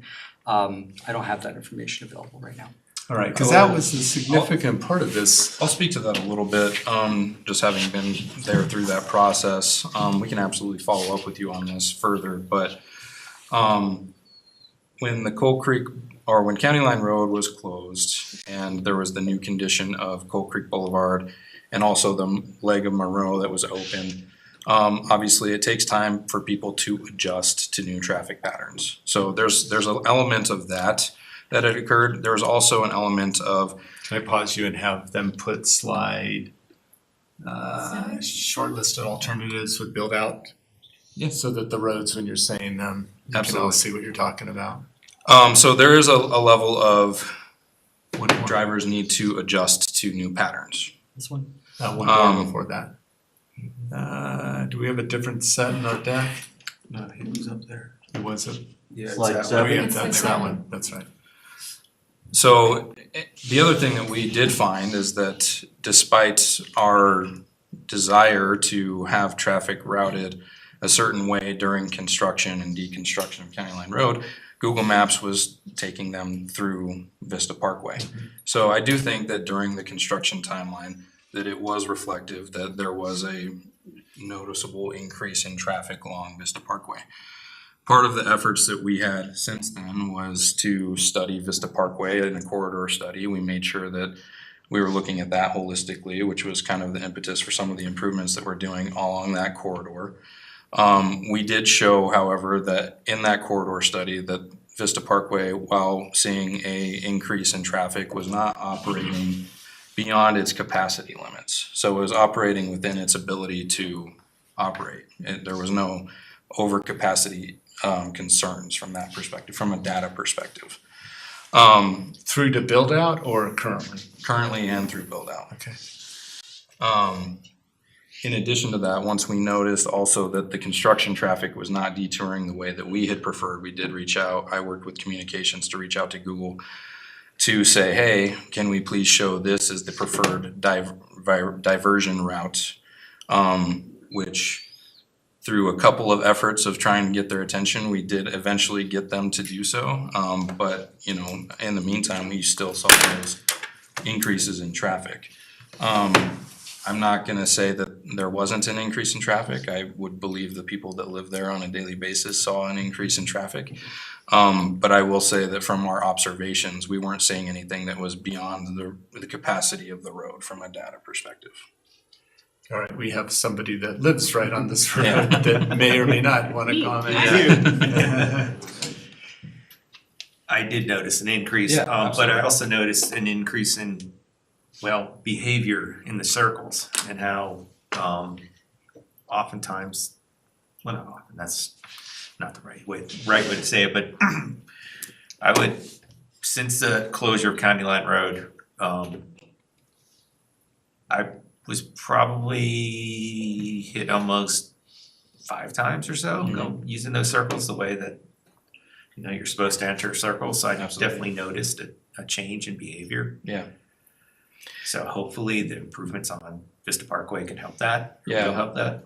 And I will say that the data that we found in the corridor study for Vista Parkway did show some of the inappropriate behavior. I do think that was reflective at the roundabouts, which is why we're looking to make improvements specifically at the roundabouts, but also looking to do a road diet further south towards Highway 7 to kind of discourage that as a through route as well, kind of reflective of what it's supposed to be as a collector road and not a arterial road.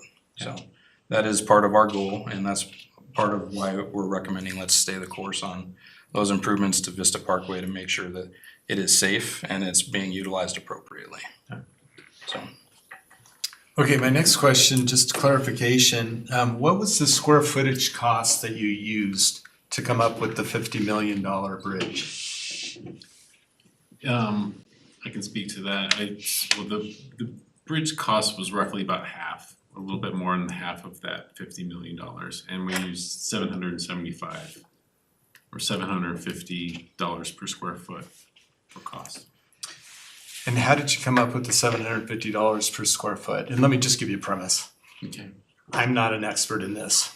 So I'm using my friend Gemini, and I'm asking Gemini what is the average cost.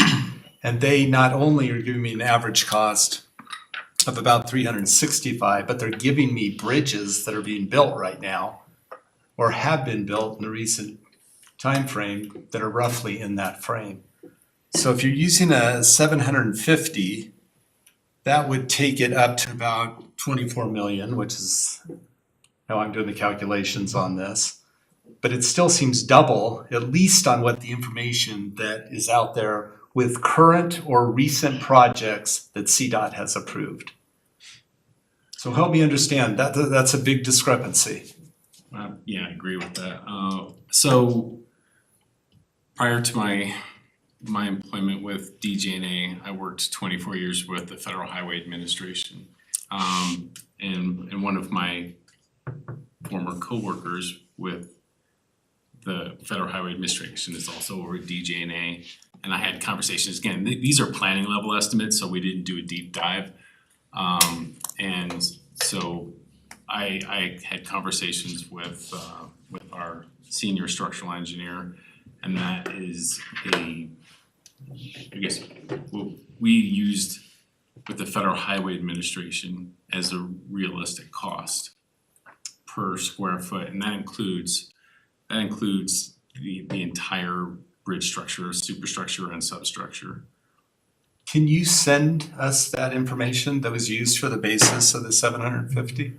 I think that'd be helpful because it's more expensive to build a bridge in Colorado. So the number that I'm using, that 365, appears to be more than what the Federal Highway Administration would be using across America in general. And so however you came up with that 750, wherever it came from, it would be good to really understand that. And then my question to John is, if the cost of the bridge is actually half of what's baked in here, do those numbers, those ratios that need to be, I think you said roughly 1, and they're roughly a half, are those proportional? So would it jump up to whatever, 0.75, 0.8, 0.9, if the cost of the bridge was actually half of what is being discussed Yeah, here there's a tonight? few different inputs, because also the maintenance of the bridge factors in that, so it's Sure, not a that's- one-to-one increase. We did look at, as part of the process that we've gone through, some less, what could be less expensive bridges.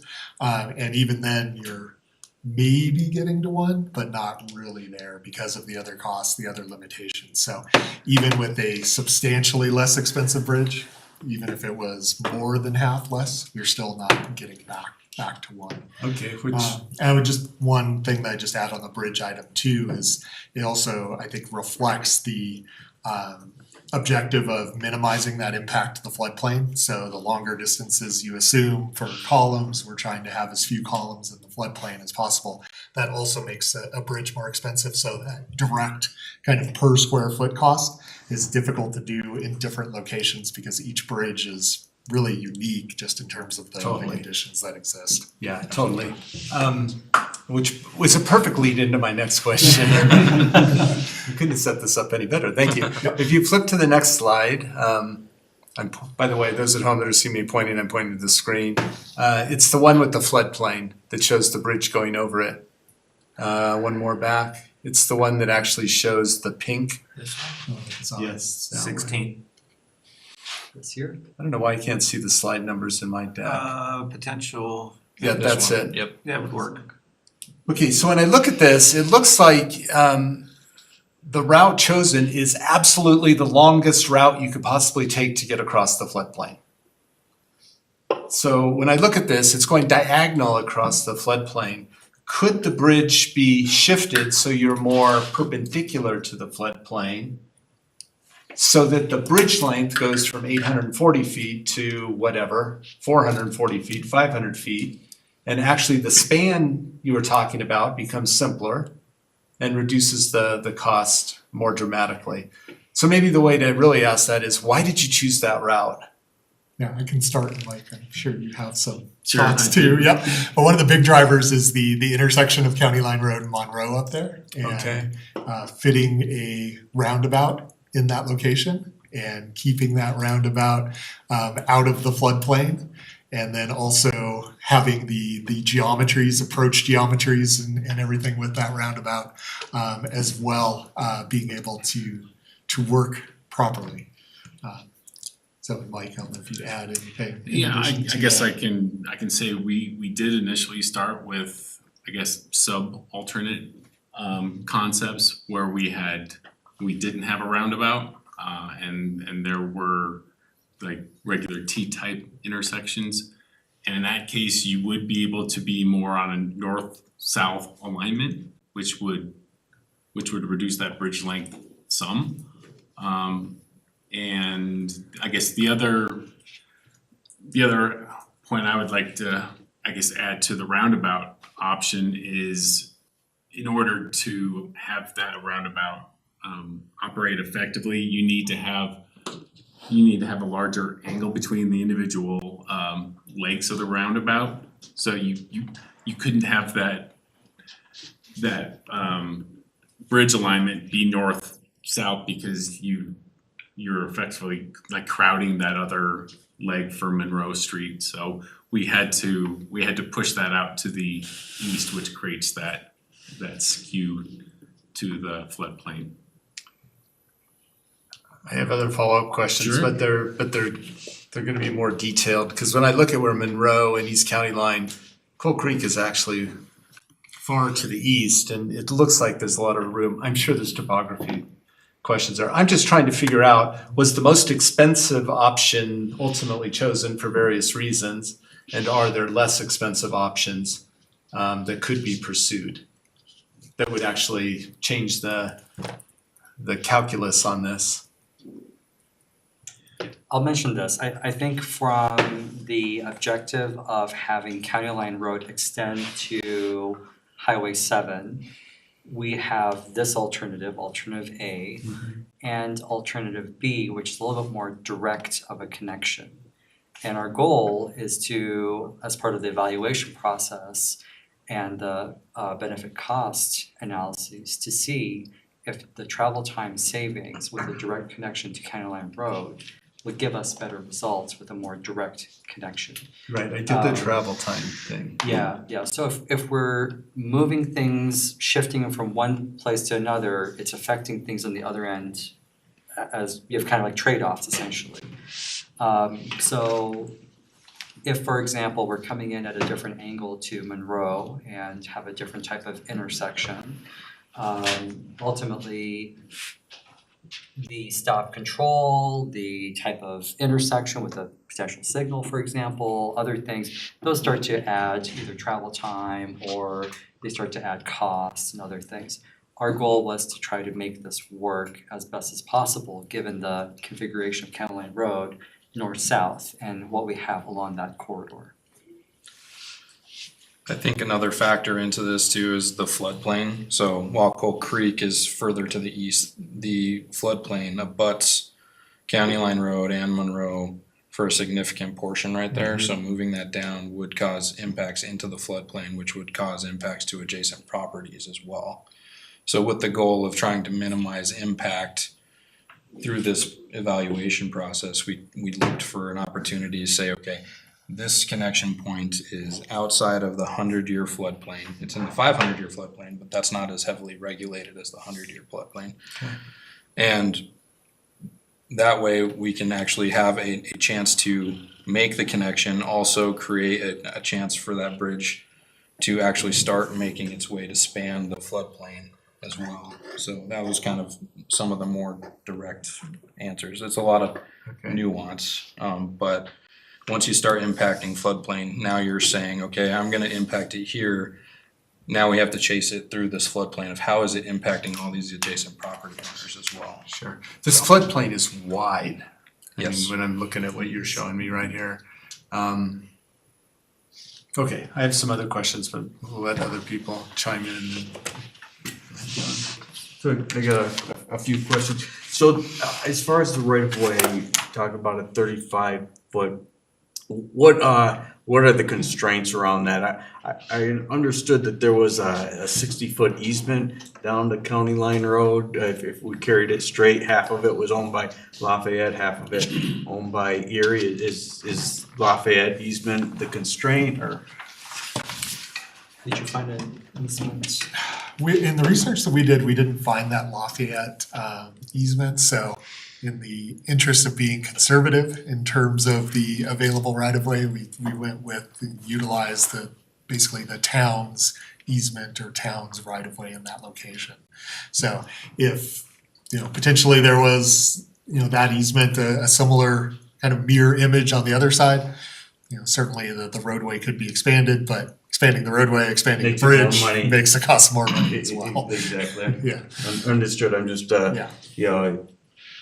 want to understand the constraints and not looking for a wider, more expensive road. I was glad to see that the road lanes were 12 foot wide, right? That's a standard, high volume.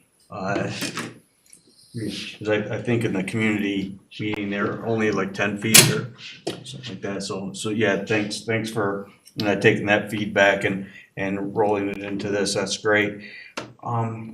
Yeah, I would like to understand the traffic on Vista Parkway before we close County Line Road versus now, because as there had been a lot of concerns about the increase, and we're only showing about a 0.5% decrease if we put an alternate road in. So that information before and after County Line Road was closed would be helpful.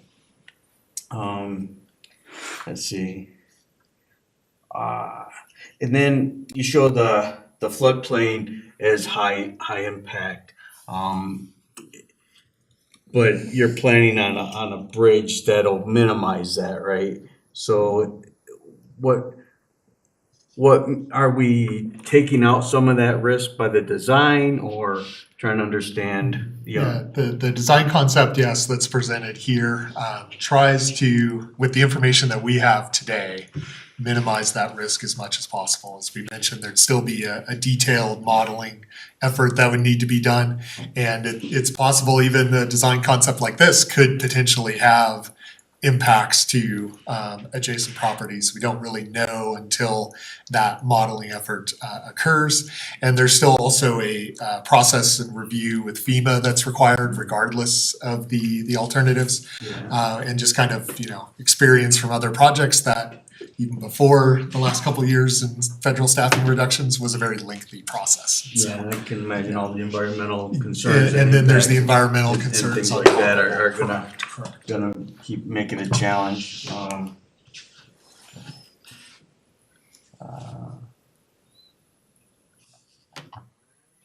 Yeah, because like the mayor said, one of the big things about looking at this was to alleviate some of the traffic that was generated on Vista Parkway, but also reduce the traffic, going through the neighborhood of Parkdale. And there's also a possible future school that's gonna be along Coal Creek Boulevard. So, those were some of the reasons that, we're looking at this, as well as a potential economic improvement or economic development opportunities along the gateway, one of the gateways into Erie. I would like to speak really quickly, if it's okay, to some of the improvements that we're working through with the developer for Parkdale, to make that a safer corridor, especially near the school, if I may. Yeah. So obviously, we remember from the presentation that there's a roundabout that's going to be going in near the school, which will help to slow speeds down along that corridor around the school specifically. In addition to that, we're putting rapid flashing beacons on that roundabout, similar to what we have done at County Line Road. It's becoming more common practice, and that creates a safer surface crossing at the roundabout.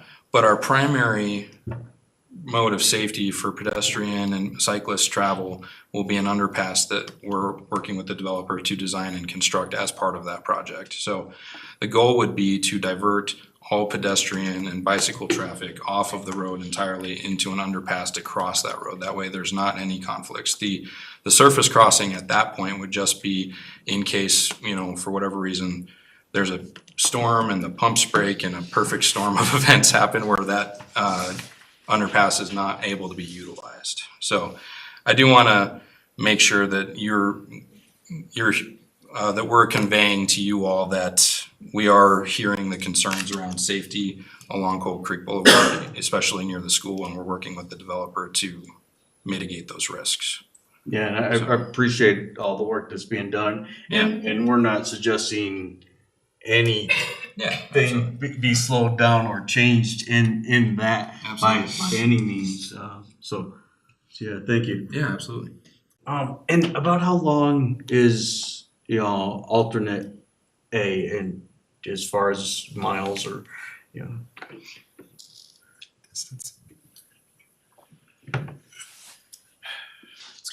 Remember, yeah, I know, I'm trying to remember that number.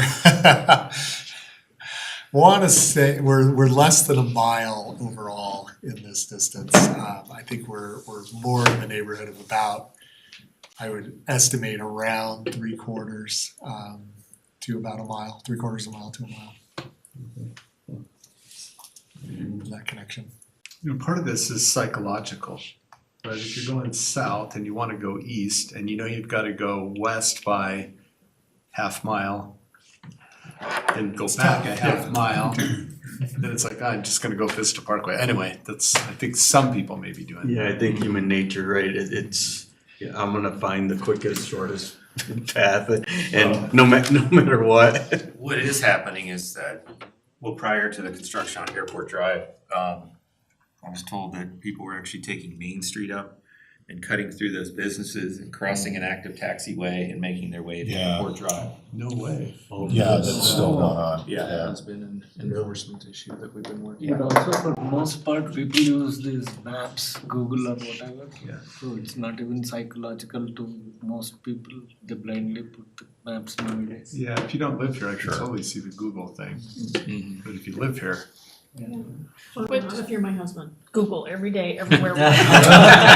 From his house to the grocery store. Yeah, I do that too. Because all the traffic. that's true. Like I know the roads, I know this is shorter, but. Yeah. So the width of the road sounds like it's pretty narrow. Is that against our engineering standards? So our engineering standards call for basically a wider roadway for the type of volume that we have assigned to connect between the highway and County Line Road. So yes, it is narrower. We have stripped out basically the majority of the multimodal elements, so there's no sidewalk, there's no bike lane. There are only buffers, basically in the area, a little in the center, a little bit on the edges. That 10, 11 feet that Councilmember Mortarella was talking about was increased, just because what we tried to do is keep the cost as reasonable as possible with the footprint of a smaller bridge and a smaller roadway, knowing that there's a trail in that same vicinity to serve the multimodal. So it goes against our engineering standards, the way they're currently shown in our engineering documents. We've tried to preserve the functionality while limiting the impact to whatever right-of-way we think can work in this particular area. So it is a much narrower type of work. So would an engineer put their stamp on it? You have an engineer? Yeah, I mean, I'll speak to that, as an engineer. If it were designed to, proper safety criteria and, everything like that, I would stamp it. It's just not to the town of Erie standards. So we'd have to make sure that, you know, any deviation from that is designed appropriately, proper structural elements are designed appropriately, proper lane widths are assigned appropriately. And, you know, I'll say too, there's a level of, we'd probably have to evaluate if we were gonna pursue a path forward, making sure that emergency vehicles can pass by too if there is an accident or if there's somebody stopped on the side of the road. So we'd have to design some elements of that. But yes, I'd say just because it doesn't conform to the town of Erie standards doesn't mean that I wouldn't sign off on it necessarily. Okay, we would have to just compromise those in favor of the trail nearby. Yes. And then, so safety, I know that that section of Colorado 7 is always red on CDOT's maps. We've had recent cyclist deaths right there at Airport Boulevard, or Airport Drive. What is the safety, I mean, is there any enhanced, or if we're really thinking about safety, is there any benefit we could realize with A or B? I think with both A and B, certainly there's a safety benefit that comes with the proposed traffic signal and the controlling the movements. I think the Airport Drive, Highway 7 intersection today with the hill and the elevation that you have there and the unprotected or just stop sign movement from Airport Drive is it's a very difficult movement and I think likely contributes to some of the safety issues that CDOT's reporting along Highway 7. So I think the signal itself would provide a significant amount of improvement there. Okay. And then I think the other improvements that CDOT's planning and constructing along Highway 7 too will also help in that respect. But so the stoplight is warranted and happening, so this doesn't then change that. It Doesn't doesn't change have any that, influence, correct, okay, on the safety. Let's see. And then I do have concerns about alternative B, the signal being so close to Cold Creek Boulevard. I think we've talked about that before, and CDOT has weighed in that that's not close enough. I mean, that's too close for a second signal right there, because the Airport Drive signal barely meets, I think, distance standards. Is that different? Are they compromising on their standards? There would be a process that the town would have to go through with CDOT to Okay. basically apply and get their approval for the location For of the relocation. location and alternative. To your point, Councilmember Barrett, it is unlikely that CDOT would allow that signal to go in so close to Airport Drive and Cold Creek Boulevard. It'd be strict yes or no. It would be a You have to. More no, money. but yeah, you need to mitigate Yeah. X, Y, and Z, possibly You have to. additional items beyond that with FEMA. So I think it certainly has a risk. It's possible they could say no, but more than likely there would be some form of mitigation. It's just a question of how much does that cost and what does that look like. Similar with CDOT, I think it's, there's alternatives, maybe they're not as appealing as they might be depending on what CDOT requires. But So you mentioned about private land for easements. Is there any estimate of how much it might cost or plus? I don't know in terms of, like per acre cost off the top of my head. Right, like a but- ballpark, I just wanted to add that amount to this. Well, I would say on that, I don't know if we want to get into this, but the bigger thing is that with the project that's going on there, you mentioned it's entitled and that's goes right through their phase 3 development. So I don't think I mean, whatever the number is, I don't think it matters because I don't think they're interested in entertaining that, so. Right, I want to shift focus to the economic side of this. I'd like to have Julian come up, and I may invite, David Nasser is here. David owns the land that this road would potentially go through. But let me start with questioning with Julian. So Julian, could you just introduce yourself and your important role for the town? Oh, sure, why not? Thank you, Mayor. Julian Jackman, Town's Economic Development Director. Thank you. All right, one of the other items that this came to be, to even consider this, was economics along a new road here. And, what does that mean? It doesn't look like any of that was factored in. If I understood the economic number, it was simply what was already in the airport. And you didn't see putting the road through increasing or decreasing really any effect. Is that right? Correct. Okay, so then I think my first question is to the consultants here. Why wouldn't you see more traffic counts going through that development as generating more revenue? Yeah, and I think that is a good question. A lot of times when you have more volumes and more traffic by a development, in theory, there's an economic benefit to it. I think part of the reality is just where this roadway is located. So it's, that's one key component. Another key component is a lot of the airport area. We have the development that's adjacent to Alternative B there, between Alternative B and Airport Drive on the screen. It's already entitled, it's already going in. The new roadway doesn't necessarily make that development more enticing to build. It's already, in process from that standpoint. So your professional judgment is that a development on a dead end is equally viable as one that has traffic counts that goes through it all the way? Well, part of the question is also access. With these roadways here and where Alternative B is compared to that development, you have quite a bit of difference in elevation. Yeah, by So the a way, lot of that benefit comes from improving access to those developments. Yeah. And these alternatives, just in their setup, don't do a lot for access to the private property that's located here. Interesting. Okay, and by the way, I'm only talking about Alternative A at this point. Okay. Because of the signal and everything else that we were talking about before that. Okay, so back to Julian. If this road were to go through, I think we've never spoken about this. I don't think we've had any kind of conversations as a council.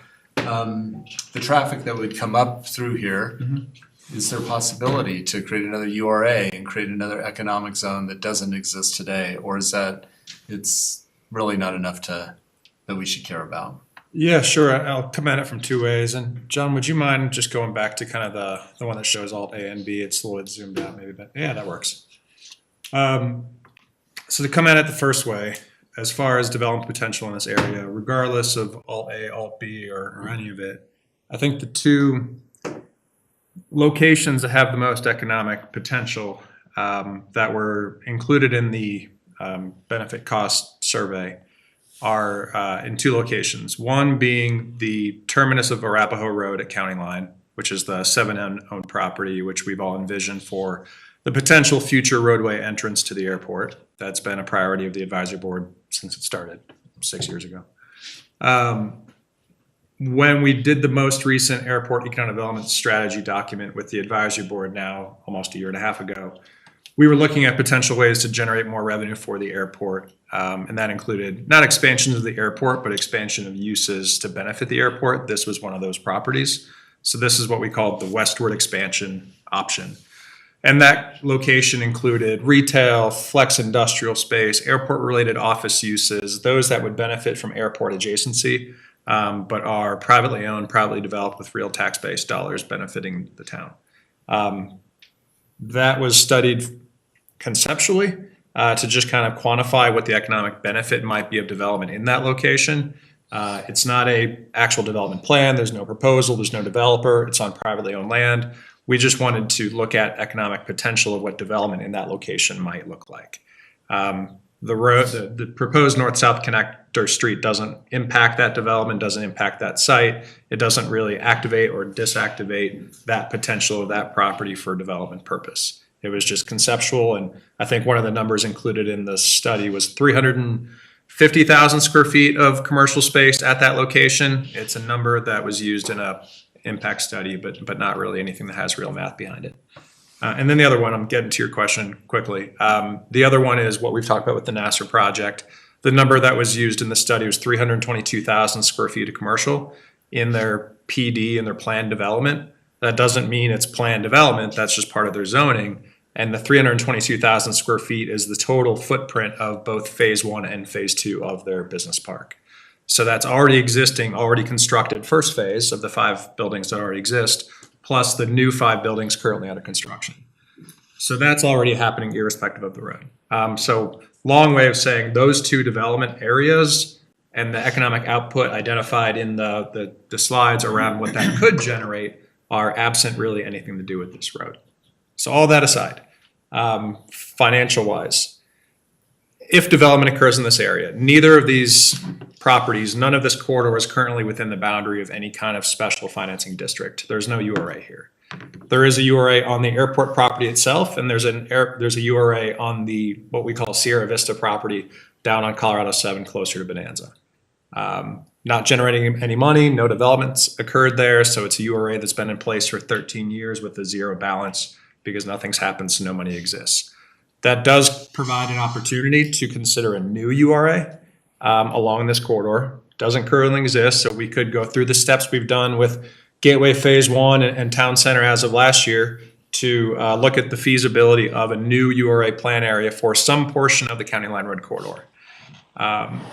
As development is considered with the Nassar properties included, the 7N properties included, and so on, development potential there, if in a URA, could generate significant property tax dollars, sales tax dollars captured by our URA to finance things like this. To create a URA, there's a lot of steps required by state statute. You have to meet definition of blight in the state statute, negotiate with all the taxing districts, but I think here there's about 9 of them, and basically go and ask each taxing district to agree to share back some part of their revenue that we then capture through the URA to pay for things like this. And then ultimately go through the steps with notifications, public hearings, and approvals. So could we? For sure, but there's a lot of steps that go into it. Yeah. If a URA were here, yes, development could generate revenue that could be used to potentially pay for something like this. Would the current waste management truck facility, would that be considered blight? There's 11 criteria in the state statute.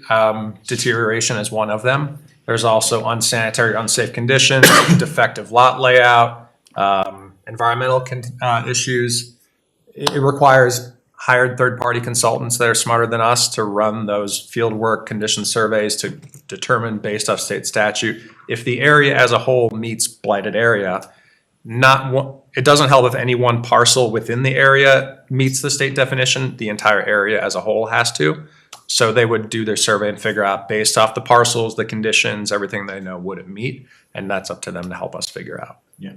Just like Town Center was determined blight. Mm-hmm. And some people would look at that and go, how could you consider that blight? Mm-hmm. And all the garbage trucks maybe isn't blight, who knows, right? But it'd be something that we'd have to go through. Yes. Okay, and then I think I would like to bring up David Nassar, who owns that property, because this could have an economic impact one way or the other.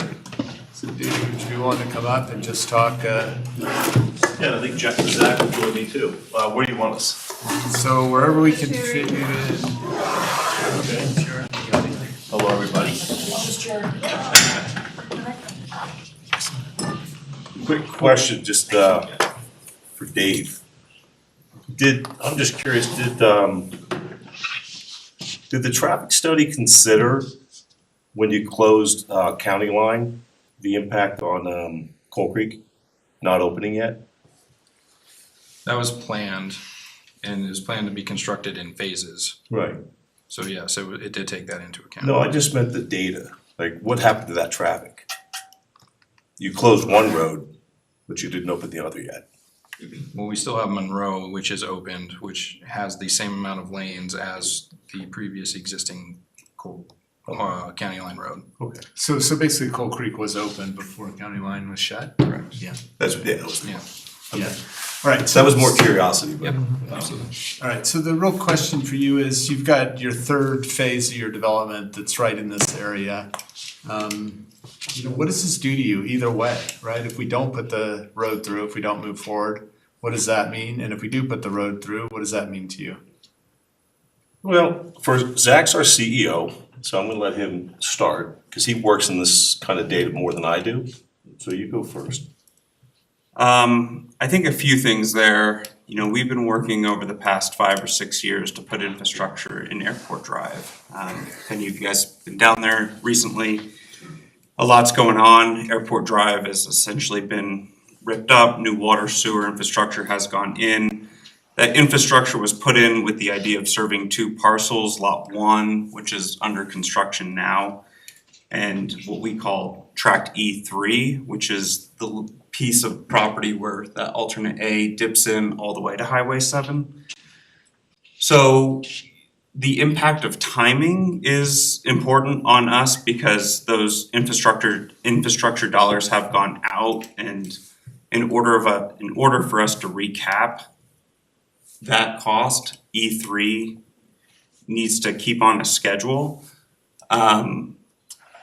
Potentially that could be worked out with the town where maybe there was an alternative to share in some of that cost.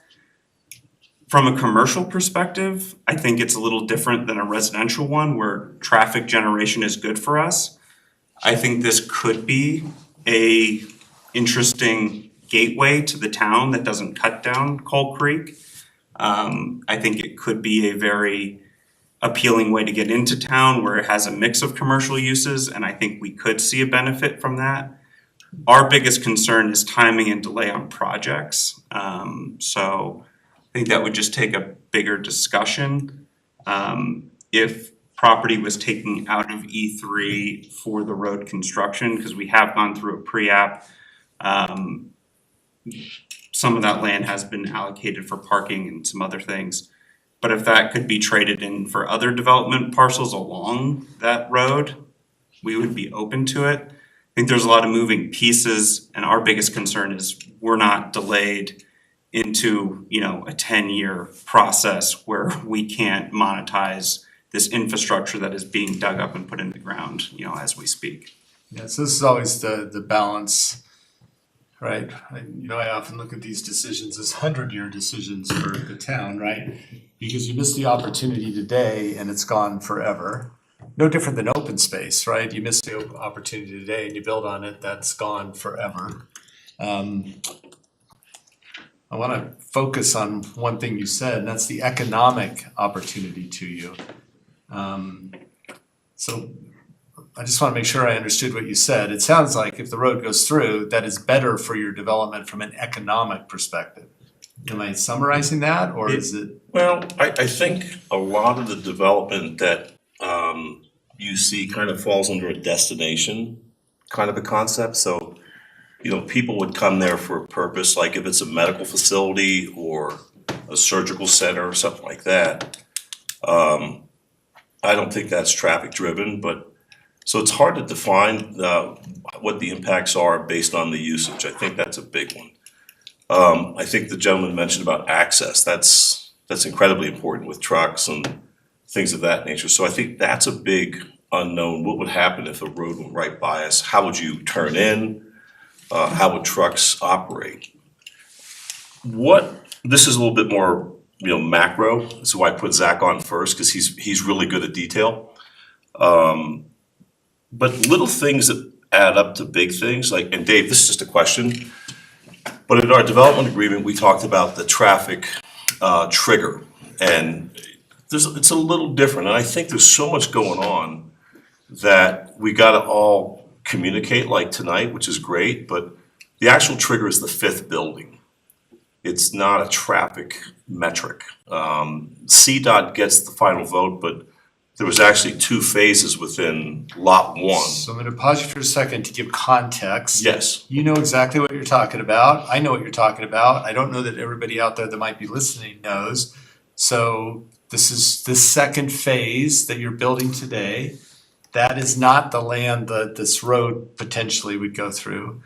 But why it matters is because the 5th building, which is the last building, correct? Yes. That triggers the signal having to go in. Exactly. All right, so that's the context. Yeah, and thank you, and this is meant with complete respect for staff. I mean, there's a lot going on, there's a lot to read, but that impact is, got a ripple effect, if you want to call it that, whereby you could start phase one, build 4 buildings, your economic, opportunity of the project as a developer is X. But if that trigger doesn't get triggered and the 5th building doesn't get built, you're just in this spot where you're stuck with that 5th building. And, I think most people know that developers generally do best at the end of the project. You have to front run all the money. And that's why the timing's so critical. And so when you put the sewer, the water in the street, and you put the underground utilities in, that money is dead money until you stand a building up.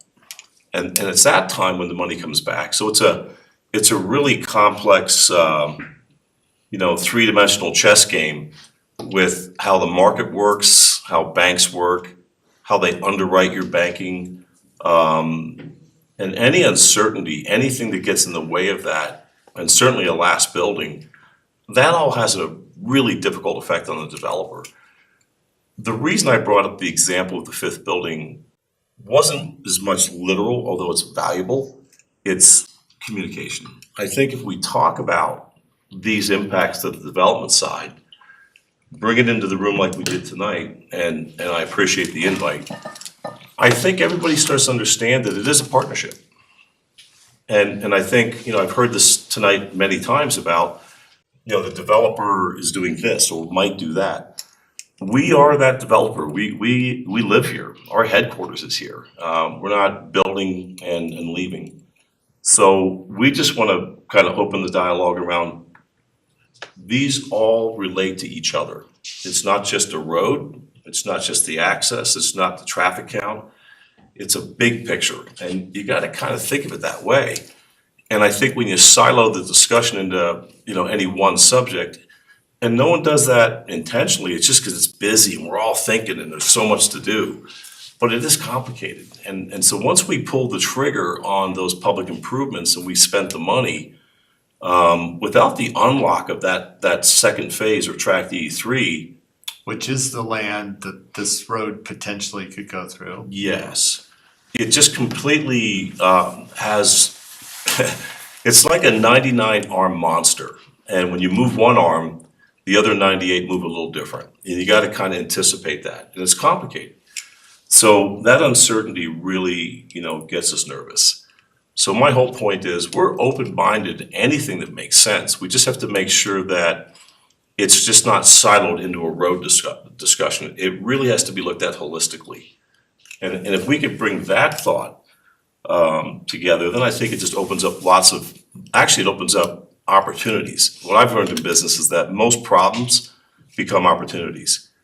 And if you think of them that way, which we do, I think we can solve lots of these things together. I agree the north-south road has to happen. I liked your idea when we talked about it initially. I gave it a nickname.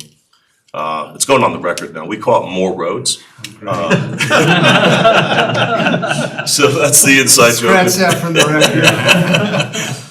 But it's a good idea. And I think, if we could be part of it, and whichever option's chosen, I think it'll work great. Just seems to be the low-hanging fruit is that the first alt 0 or O is ready. And it seems like, why not evaluate what happens? Because then you get empirical data, you get real traffic, you get real impacts, you get real behavior. And everybody starts to go, oh, well, I didn't expect this, but wow, this is what's happening. And you get to learn a lot. Seems to me that would be a great first step without closing the door on other steps. So maybe that's the way we approach it, where we keep the optionality there, but we get Alt O started.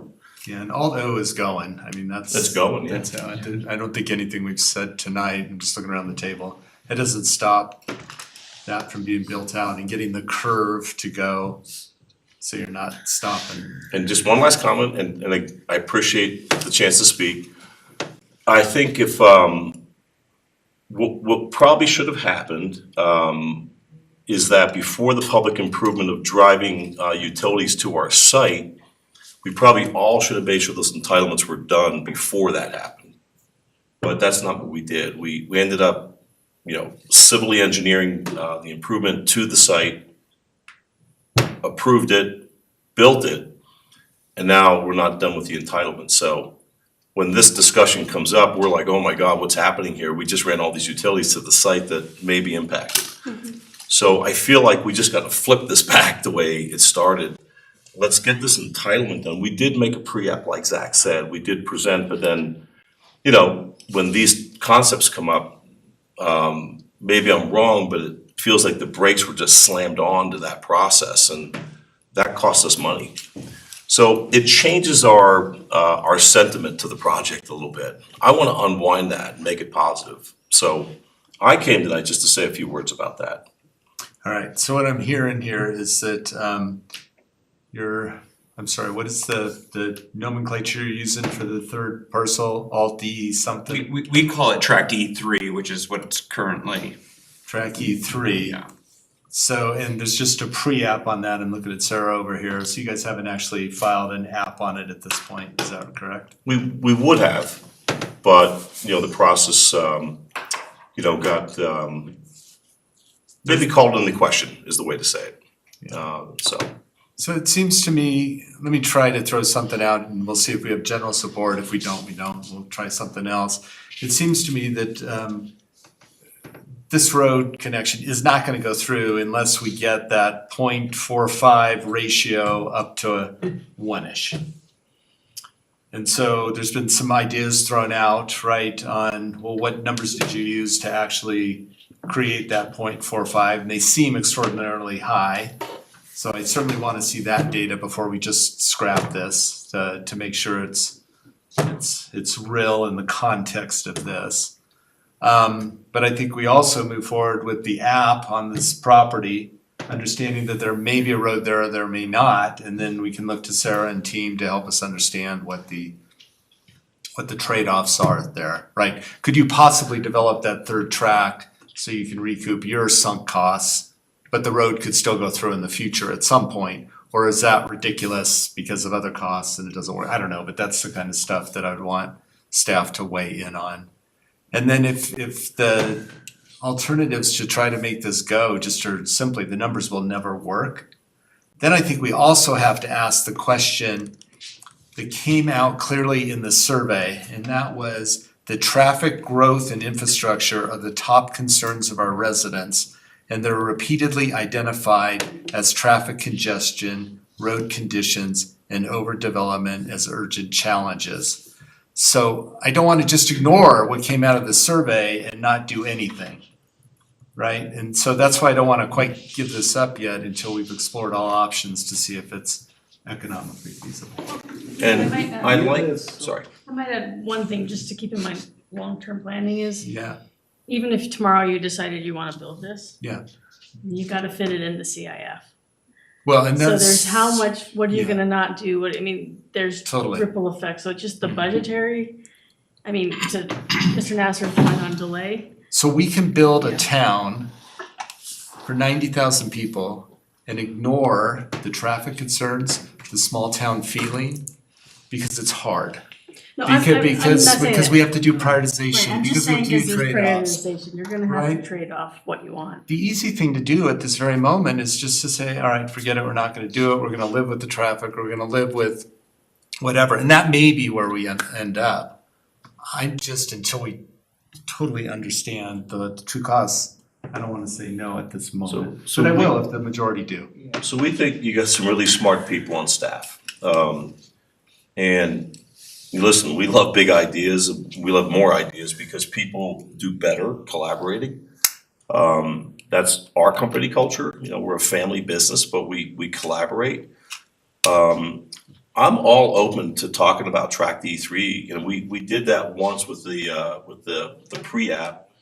It's a 5-building array. We did a lot of work on that, with traffic counts and making sure that all those other metrics have to come together so it's viable and it does check the box, which, unlocked the go forward on the public improvement of the sewer and water. But honestly, the good news is, this is the opportunity I like to talk about, the problem that becomes an opportunity. I think we're early enough that we can sit back down with Sarah and her team, who I'm gonna say again are outstanding. They have just some great ideas and we go, wow, we didn't think about that. That's something we should. So I think we're wide open to just sit down and talk about it again. We have to develop it, but the how could be solved and maybe leave the optionality of that future road. I mean, we're here to talk about getting through it. All right, So, go ahead, Councilor Rivera. Thank you. So to kind of circle back to the idea of ignoring traffic and design, I think that is, that's not the case if we don't move forward with this. In fact, this feasibility study is showing that, a 0.5 K reduction in traffic on Vista Parkway, which was the excuse for looking at this. It shows that it's not really impacting travel time. So this is not the solution we're looking for, is what I'm hearing. It's also creating impacts for our developers. I remember last year, early in the year, when came before us with an amendment to the PD for, I believe, was it that tract? It was to renegotiate the cost share agreement for that public infrastructure in Airport Drive. So included in that was, don't put in the traffic signal on Colorado 7. We're not ready to do that. That was you suggested that. Don't put in the traffic signal. Yeah, you said don't do that, delay that as long as you can, because we want to look at a connection through here. I never said delay a traffic signal on Highway 7. Never said that. Okay, well, go back and look, because I was upset that was because someone had died recently right there. And so what I'm saying is that the feasibility study is telling us that this is probably not the solution that we're looking for the problem, for the traffic congestion and connectivity. So our team, our transportation division is tasked with creating those solutions. And I think that while we thought of this idea, this isn't it. And so it's expensive, it doesn't serve the community, it doesn't address the survey results of wanting to reduce traffic congestion or that connection. There's no safety benefits. And so for those reasons, I feel like this is not something we should spend more staff time and more town money on. Yeah, we already spent money on this researching solutions, which is also not the right ones that we have. And the risks are too high. The risks are high, yes. just one more comment on the traffic light. Most developers don't volunteer to spend whatever it's gonna be, $500,000 for a traffic light. But, this is not good negotiating, but, I gotta credit staff for bringing it up because when we went back and said, wow, what does this mean? Is it just money? When you start to amortize the cost of that over our project of 300,000 square feet-ish, and you realize, call it the marketability of telling your people that wanna rent or buy from you and bring their business here with those jobs, how much safer it'll be. You realize it's worth it, so, I think that's kind of the stuff that, I guess what I'm trying to say is I wish there was more collaboration back and forth. It seems like the process is you fill out an app, you do a pre-app, you have a good conversation, but it just never seems like we get into a good business discussion. And I can promise you good would come out of that. Not every developer is saying we don't want to spend any more money.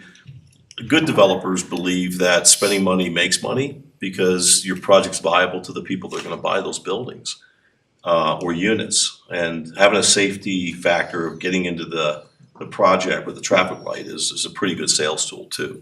So just, points for maybe thinking about. We're not opposed to spending money when it makes sense. So at the stakeholder meeting, or the community meeting, you had brought a couple maps Yes. with you. Would you be open to, I can share They're in your a map iPhone, here. Brian. Was it? You took a bunch of big, I didn't bring them. Well, I know, I'm just saying, like, it brought up something different than what we're seeing here. Yeah. Do you feel comfortable Yeah. Having that shared. I do. So if I remember the map correctly, if you go to slide A8. It's gonna be easier to do this. No. Back. There. No. Alt A. There. So the other drawing that he brought was to basically bring the road this way and connect here. And yes, I know there's hangars there, but they may not always be there. That distance would be a lot shorter to cross that floodplain, which might dramatically reduce that cost. Not dramatic, I don't know, maybe it was, but it wouldn't it reduce the cost of that bridge? It would be shorter, yeah, it would be shorter. If you were able to travel, say from where that station says 10, the 1000. Okay, If yeah. you're in that area, that is shorter. Okay. So there would be cost. But yes, as you noted, it goes through the hangars, and so that raises a question of what happens to those? Is there a cost to the town for those? What does that become? But if that were to happen, would that stay away from your E3 development, right? So that wouldn't impact. Just adjust the northern end of it. No, he's right, in theory. Oh, if it goes to the. Yeah, in theory it would. I think it's also a straighter line. But I know there's a lot more data to crunch before, there's any clear answer, but it is a concept. And Do we need FAA approval or anything? no. No. So those are privately owned hangars. The concern is that those are privately owned hangars. We have no control over that property. So. But there's dialogue in the business world that happens and, I think my thought is that opening up Alt O, which is happening anyway, is gonna satisfy a lot of immediate need. Traffic is gonna flow. It creates time and it gives other people the opportunity to maybe think about it more in the private sector. And that's a concept. We bought a lot of land from the gentleman that owns it. He's a perfect gentleman, great guy. The buildings are old, very old, and I think there's a discussion there, but there's no promises to that. I just think that it's worth exploring and there's time. So maybe there's an opportunity that way. I think if that land were to become available and there were no longer a private business there, I think that is a reasonable discussion. I don't feel right planning for someone else's future in the process. Neither do I, by the way. So. It's a concept in the sense that there's time, but that's why thinking kicking it down the road a bit would be a prudent thing to do. And maybe thinking about how the access points onto E3, they should work with the current concepts that we're talking about and future concepts. And I think if you can check both boxes, that's the optionality I was trying to explain. Yeah. We did have a purchase option on those hangars that expired, so I think that proves desire and motivation of that gentleman. He is getting older and managing that complex is, we've discussed that it's becoming more burdensome for him. So I think it all starts with desire. It seems like a bit of that is there. As far as like an economic driver, if those hangars did become something that were a little more economically productive than what they're being used for currently, and having a road alignment that services that, it seems like a good idea, but again, it's negotiating with land that is none of ours, so. Julian's comment on the URA, again, we never thought about that. I thought that was a tremendous thought. How that works, we can't speak to, that's inside your tent, but I think that time gives you the ability to explore ideas like that, and we're game to play along, and we do have a relationship with the gentleman, we bought land from him already. We did have a right of first refusal. We haven't pursued renewing it just because we're busy, but I think there's a dialogue there. But we can't certainly make promises, and Dave, you're right, we shouldn't plan around it. We should explore it.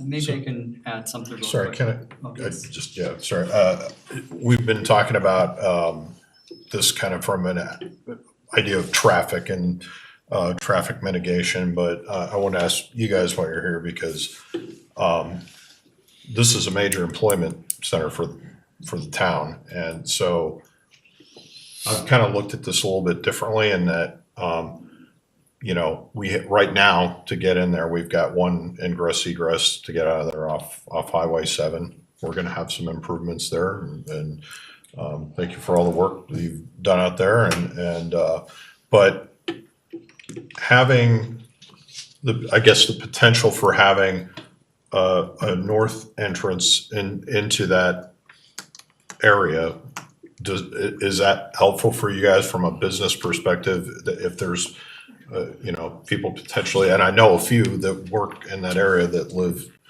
in the north part of town, and instead of having to go down to Highway 7 and. I mean, I would do what you did. I would hire experts. Okay, yeah. And understand roads, better than we do, but, you know, seemingly if that, design of the road is contemplating how people get off the road to go to those businesses and use the example of a surgical center, I mean, just gonna explain that.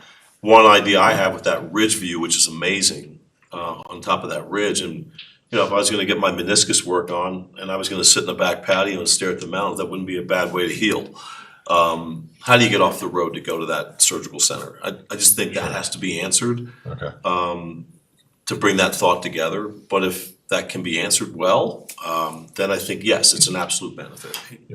I do think with our current phase, it's a little bit more complicated because just with the uses we're currently entitled to have, Yeah. they're really restrictive on like publicly facing or publicly Sure. active uses. You know, we have a CrossFit gym, that use is kind of really restricted in our PD. Yeah. So they're more like destination type stops where you either have a business there, you know, you're running your contractor shop out of there. So I think road connectivity is a little less important for those uses, but if they were expanded to allow for more publicly facing uses, I think it would have a huge benefit. And that's where I think, you know, the planning department, you know, suggested that we do a PD amendment right after we finish the entire process of getting the approval. But I have to admit, it was a good idea. And had we contemplated that first, sure, that'd have been better, but to go forward and build, you know, an expensive project when there's a better idea, you're better off just saying, hold on, let's do it. And I think that's the point that Zach's making, is that those uses being defined, how cars get off highways to get to those, you know, public facing opportunities, that's all part of the discussion. But, you know, in concept, I think you could check a lot of boxes with the right road. Sure. So I always did like the concept, yes. I think it has merit. So if it's okay, I'd like to add something real quick. So we did, as part of our outreach and engagement, also meet with the airport board. And we wanted to ask some of the same questions around the interest from that group related to employment, related to the operations of the airport, truck traffic, other things that are important as part of this conversation, discussion. The feedback that we got was a little bit more defined compared to the feedback that we're receiving tonight, which was, we see a security threat with a roadway going through.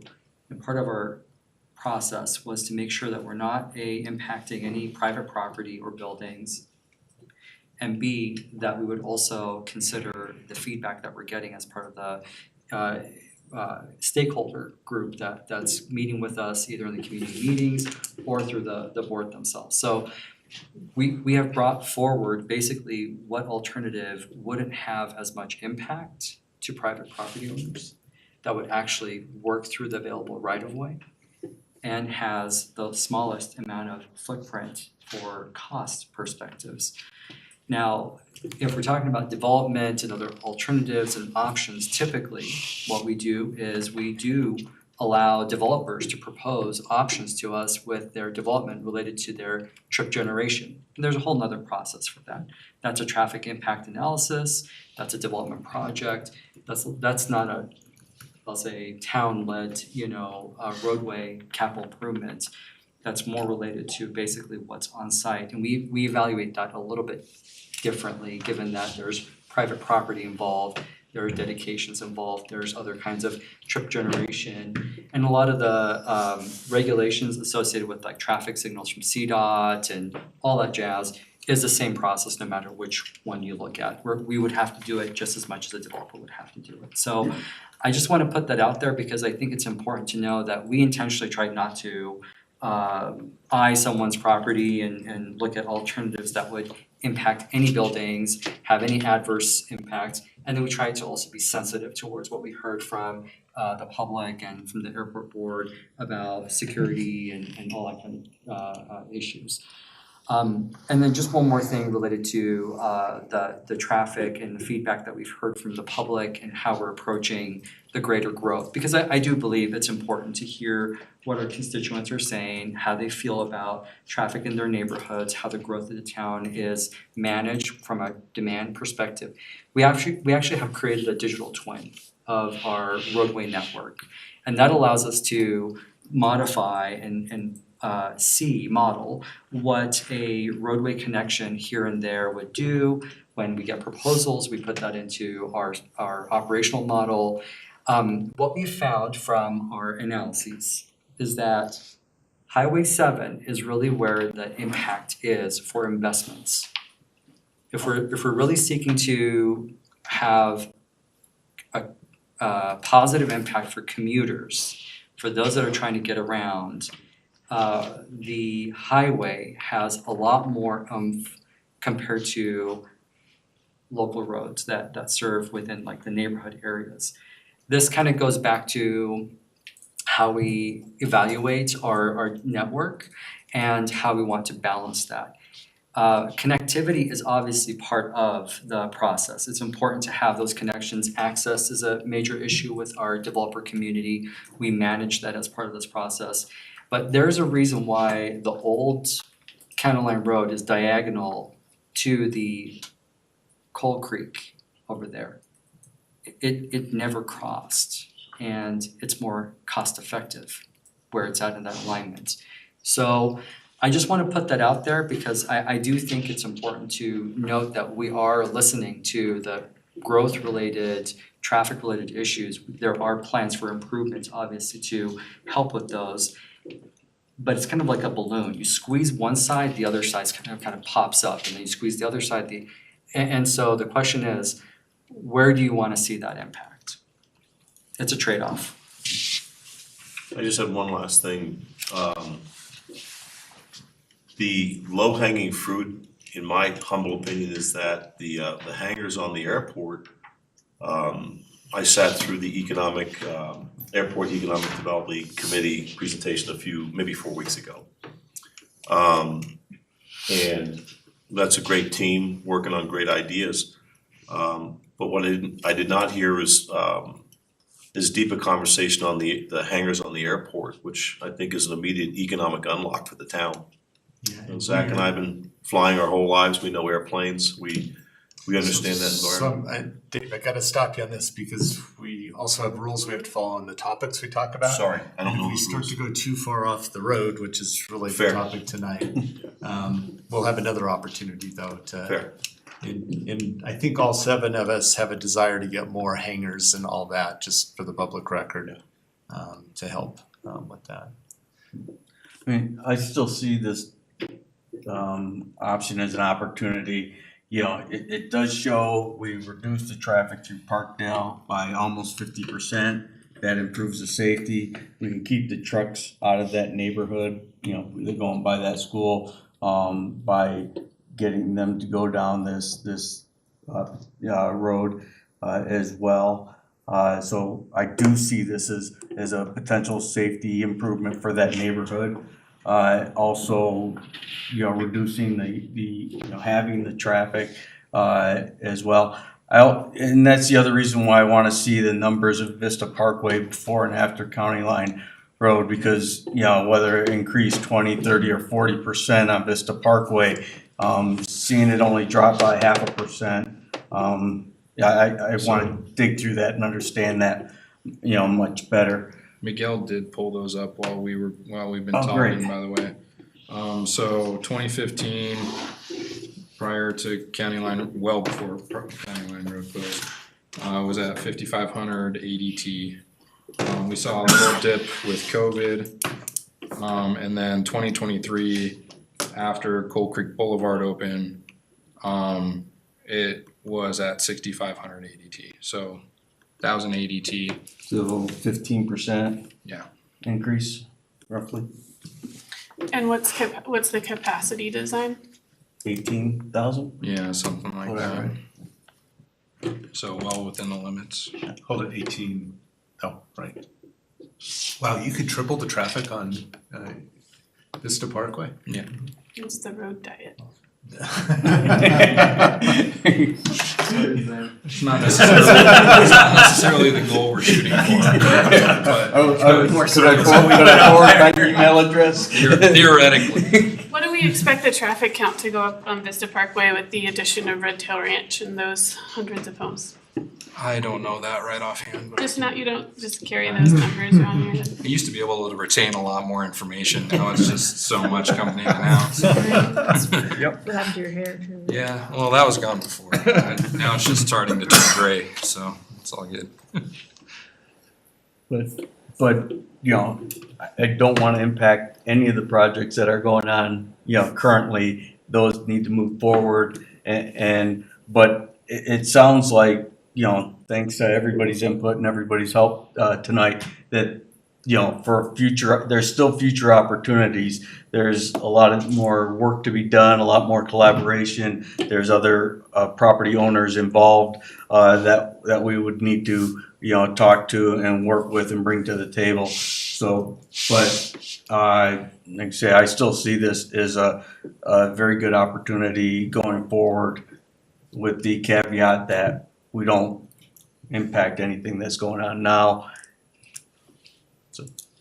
How do you do that if it requires staff time? And money. Well, I would say, you know, it's not part of what's gonna be worked on. Is it part of the work plan this year? Which will. Beyond this level of effort is not on the work plan for Yeah, this year. so I mean, we're talking about work plan next, right? Yeah, So it's not on the work plan as of today. So. I don't think it should be on their work plan. I think we're talking about a substandard road based on our standards, the town's of Erie standard. And I was gonna say, I'd be careful with substandard, yeah. Well, that's what we're talking about. I mean, Dave's gonna sign off on it. Okay, below the town of Erie's standards. I will hire somebody. Sub meaning below. And we're also talking about this somehow being the gateway to our town. That's not a gateway, that's an alleyway. And it's unsafe for pedestrians and bikes. At a horrific cost. And to take a general theme from the town survey of traffic and, that's the word, starts with a C. Congestion. Congestion, thank you. And congestion, and attribute it to this small part of town.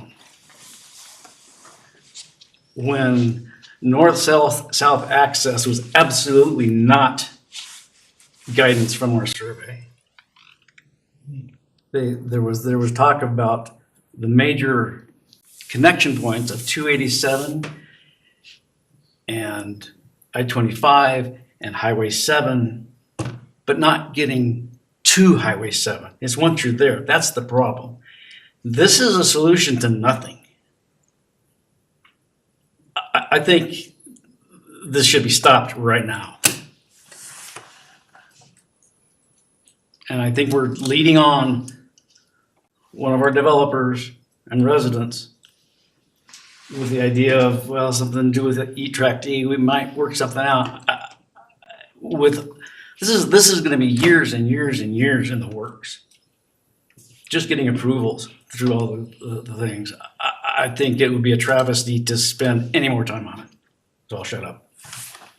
If I may, with the traffic counts that we have right now and kind of responding to the traffic volume question, maybe right now we just spend the time collecting the traffic counts on County Line Road and Elmer Vista Parkway and Coal Creek Boulevard right now before the Coal Creek Boulevard fully opens, just to see what traffic looks like right now, because this is a huge investment. So we can take the next year to collect that data, see what that looks like and what the traffic flow is going to look like when Coal Creek Boulevard opens. We can at least spend some time there, so it's not a lot of staff time, but something to get going and have some kind of database of what traffic looks like right now and when Coal Creek Boulevard opens. Yeah, so I like that as an option. I guess I recognize that this is a long shot at this point, and to your point, I don't want to spend a bunch of staff time chasing a long shot.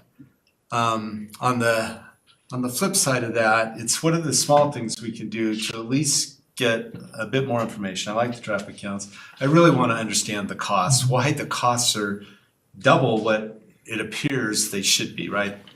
And then I also want the Nassar Development Corporation to figure out whether this is something that is beneficial or not by doing the application.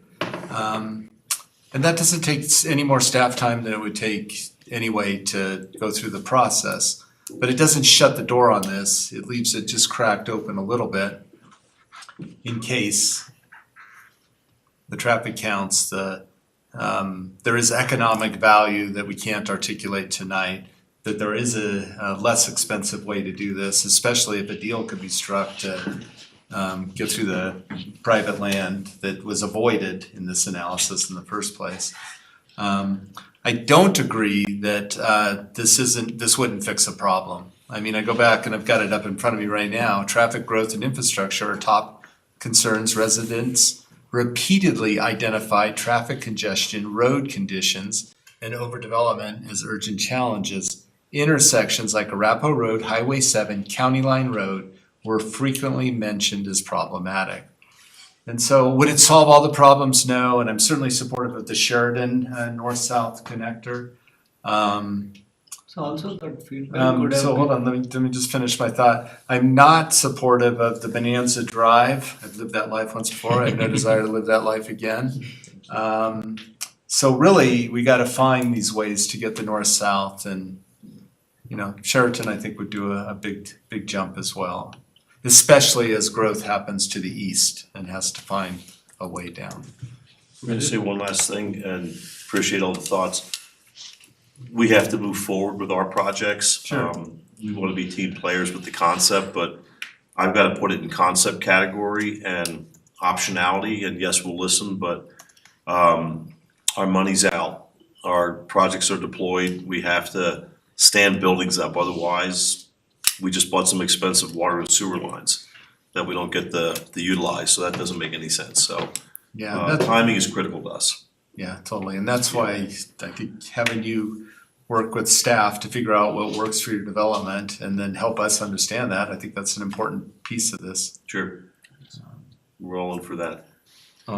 Mayor Moore, I did want to follow up from a question that we had regarding Erie Parkway Bridge over Coal Creek, the span and the cost of that. Yes, this was a question I asked before the meeting, just what did the bridge cost, which was our last big bridge that we built in Erie? Yeah, so those are from 2018. It was a 225-foot span bridge that was 4 lanes across, and at the time it cost $2.7 million. If I were to take that number from 2018 and apply a pretty standard construction cost escalator of 3% over those 8 years, we'd be about $22.2 million for a 225-foot span bridge. So 4 lane or 2 lane? 4 lane. So if I were to take that number, divide it by 2, and times it by 4, which is about the difference between this span and the span for this alternative A concept, it would be Yeah. at about 40 million. Yeah, interesting. Okay, if you can send me those numbers too. Yeah, I absolutely. appreciate it. Here, I guess I would ask, since it's a study session and we can't give direction. That's right. We can take feedback. Miguel had the next steps for keeping the traffic counts up. Mhm. Are there other next steps that there's an interest in staff taking that are not? Not staff, I think I'm looking for the Nassers to figure out what they need for that, where this road potentially go through. And if you come back and you say it doesn't make economic sense, okay, fine. And then the other thing that I would like is just to understand the numbers behind that's it. And then, that leaves the door open about this much, but I recognize that it's not likely gonna happen. Unless somebody else has another thought. I mean, the traffic counts, I think what Miguel said, that'll help. Maybe we don't have a problem, right? 18,000 cars on Vista Parkway? I'm not advocating for that. Just gonna make that very clear right now. That's the PASIC plan. Nenhur, I also wanted to add that from the survey, it could have been at that spot or that time of the year when county line was closed. And it is problem, but they don't know the before and after data, and they don't know the fact that we have to also consider that there might be so many Bryans in that. The only other thing that I wish would have been done was that there was, I think, one community meeting. The community that really is talking about this is the Vista Ridge community, it's the Vista Point community, it's the Erie, why can't I remember the development up the road? Erie Commons. Past Erie Commons to the left, Erie Village. It's the people that are coming down south, right? It's not just the airport and that. In fact, they're probably the least impacted. As well as Parkdale, who also mentioned it when we approved the plat in the northeast corner. Not that I'm asking staff to go do anything on that, and I don't think you need to have a pop-up at the town fair to ask this question. I think we got these bigger things that have to be worked out before we can ever consider it. What is your timing to actually submit an app for your property? We're late. I mean, we started a long time ago. We ran a lot of the land planning. We've engaged DTJ Design, who I believe has done some work in the town and came up with some of those road alignments that you were talking about, Brian. So they've been heavily involved in it. We have essentially our master site plan developed. We've been going through some mining subsidence studies on that site, which are turning out to be a little less impactful than we thought, which was good news. So we're kind of ready to go. We've been contemplating a PD to get some of these more high-tech uses, which we feel like would be great for the town on that zoning. That entails a full site plan, so we were a little unsure if we should continue to spend money on a site plan that may be impacted by a road. But otherwise, we're pretty much there. Okay. All right, we'll get a little bit more information back, but we're not gonna spend a bunch of money chasing anything at this point. All right, we ready to move on to the next topic? All right. Yeah, it's good conversation. Yeah, This thing is not black and white. Yeah, for sure. Exactly, yeah. Thank you.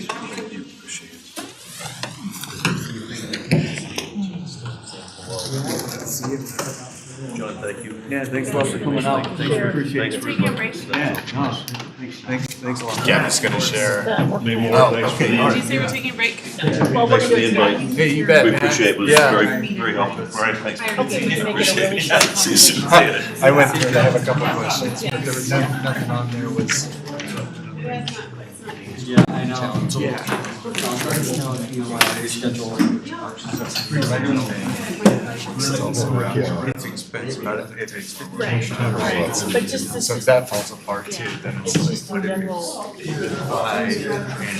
must be taking a break. You know what I think of? I think of linear park. Drawn up in 2007. Yeah. You know, and the Sitting somewhere gathering milk. yeah, we brought them back to life. Something. I'd love to see them. I have. See, now you've started. That's what they're gonna do though. They're gonna, that staff's gonna. Well, I was gonna say. They're potentially get, pipe underneath those 2 or 3 roads. There we go, 5-2 outs. So. That's the best news we've had. So, but it Yeah, kind of yeah. follows that plan that was drawn back then. So maybe this doesn't 5+ years to get all through now. Yeah. Everything plus the construction, so I think, All right, we're gonna get going again. we're looking. I appreciate it. That's honestly. Councilmember Hobart. Ran away from it. All right, we're gonna take a 3-minute break. Start at 2. And honestly, that was one of the things that we were like, oh man. Now that Alex is out. Elliot says Jeff just called.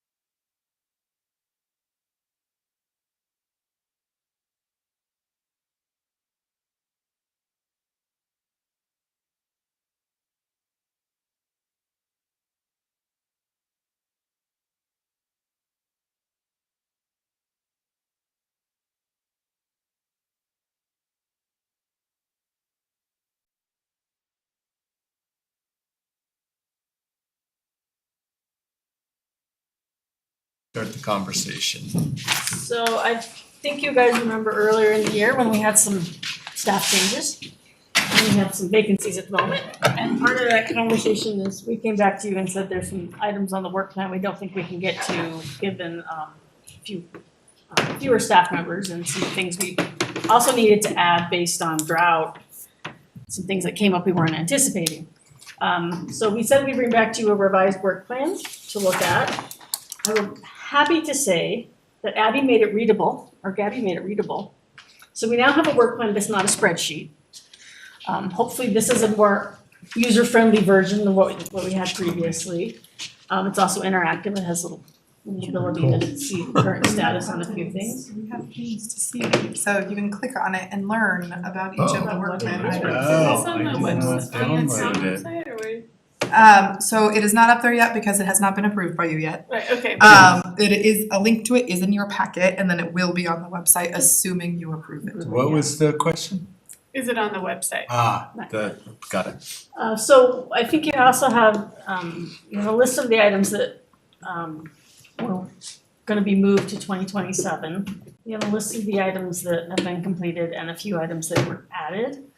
So this does need to come back to you for approval at a meeting. The question for you guys tonight is, are you okay with the new work plan? Is there anything that we took off that you don't wanna have taken off? Is there anything you wanna add? Saying loudly. Or any other thoughts you have before we bring it back for final approval? I have a couple questions. Let's see, the first one was the water rate study was being moved to 2027. Oh, no, that was on the list. It's on the list? I thought we just signed a contract. No, that's the impact fee. Those are different. Yeah, sorry, I'm getting myself confused. Okay, so we kind of need right now I gotta be real careful here because for the audience, we've been in, I can't even say that. I think this would just, I think it would be, if I might rudely interrupt. No, please. Would be that these are our public facing priorities. This doesn't take into account anything that has happened in executive session or is not ready, I'll say, for a public level decision. Okay, so when we have the discussion on May 26th with water, I just want to make sure that we have an ability to maybe do a rate study out of that discussion. I think that's fair. Yeah, and I'll talk to Todd and Sarah and see where they were on that and if it's something that can be added in easily or if it's gonna be part of the general conversation already. Yep, okay. Then my second one was the Prop 123 fast track. I thought the law said we had to have that done by the end of this year.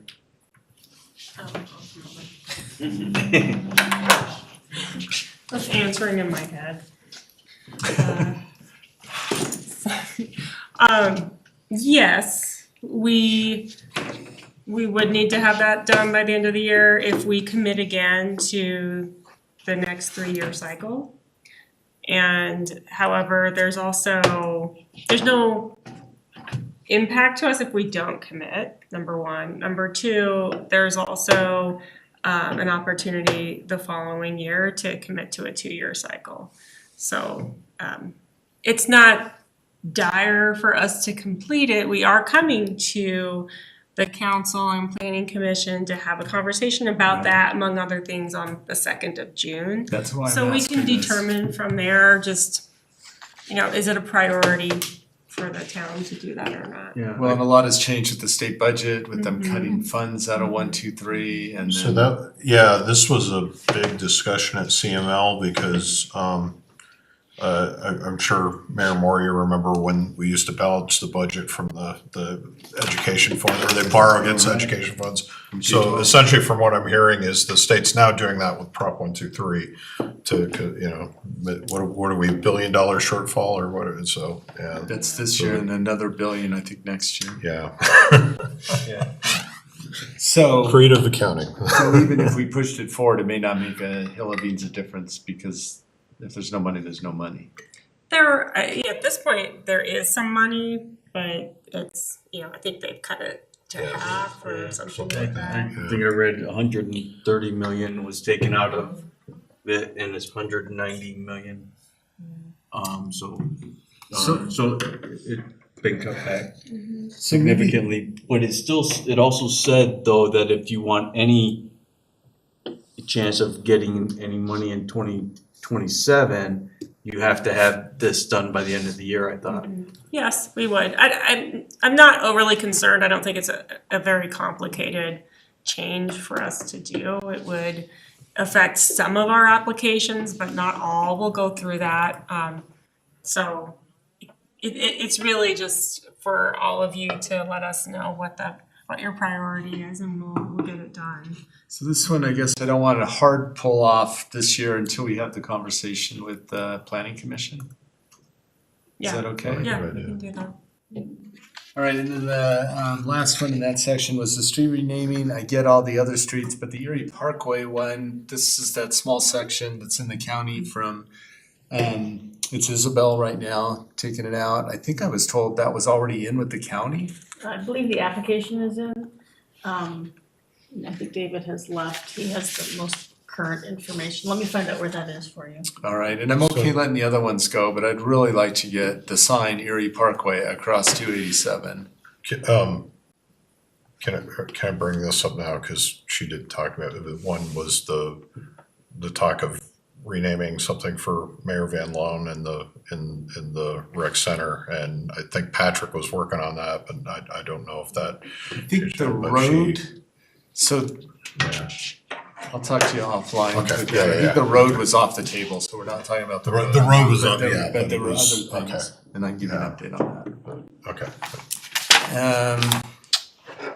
And then on the last page, what is that section? Already completed. Oh no, it's things that you're just putting to day-to-day work, development review of property in Lafayette. I don't know if that's the IGA, so we've. That's not the IGA, that's a separate item. Okay, so is the IGA one still in here? It's against. It's at the That's top. yours, right? Yeah, Yep. it's right there at our administration manager's office. Okay, so it never was put out, basically. Okay, that was the ones I had. I just had a question on the streetlight purchase conversation with United Power.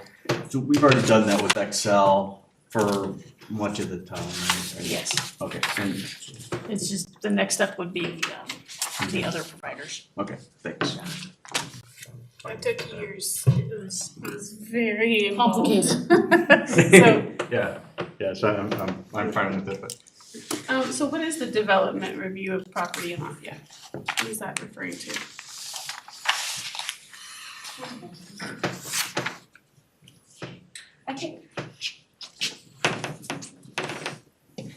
I think that is referring to the Tebow site in Lafayette and just development review of whatever they come up with, and because it's not really in our control, I think we just kind of push it off because we didn't think that would be on our plate. Okay. I think that would also be 119th and Highway 7, right? They're moving forward with that. But that's the piece that Boulder County and us, we were talking about, could part of it be open space? But it's going through their development process right now. Yeah, we'll respond to anything that comes our way, so it's just that piece of it. We didn't anticipate it being. Well, and we're a referral agency for anything from Lafayette, but that's, like I said, that's just day-to-day regular operations. Okay. Yeah. I don't know, it may have just been pulled off because it was. Well, it was put not in the over- day-to-day, it wasn't pulled off. Oh, okay. So it's not a Yeah. work plan item, it's just a day-to-day, we would have done this anyway item. Oh, Yeah. okay. Sorry, I messed that up. Others, updates, changes, questions? So and I guess it's already in Q2, but solar projects at water facilities, so since we're not doing the treatment plant, is that? As I understand, this is the solar on the lake. Oh, okay, all right, okay, yeah, gotcha, all right. And then I see that County Line Road improvements Cheeseman to Highway 52 has been removed. I think we submitted that to Dr. Cog. Did it get removed because I don't know. actually that TIP process is ongoing? Or maybe that's it, maybe it's in the future. I will find out for sure.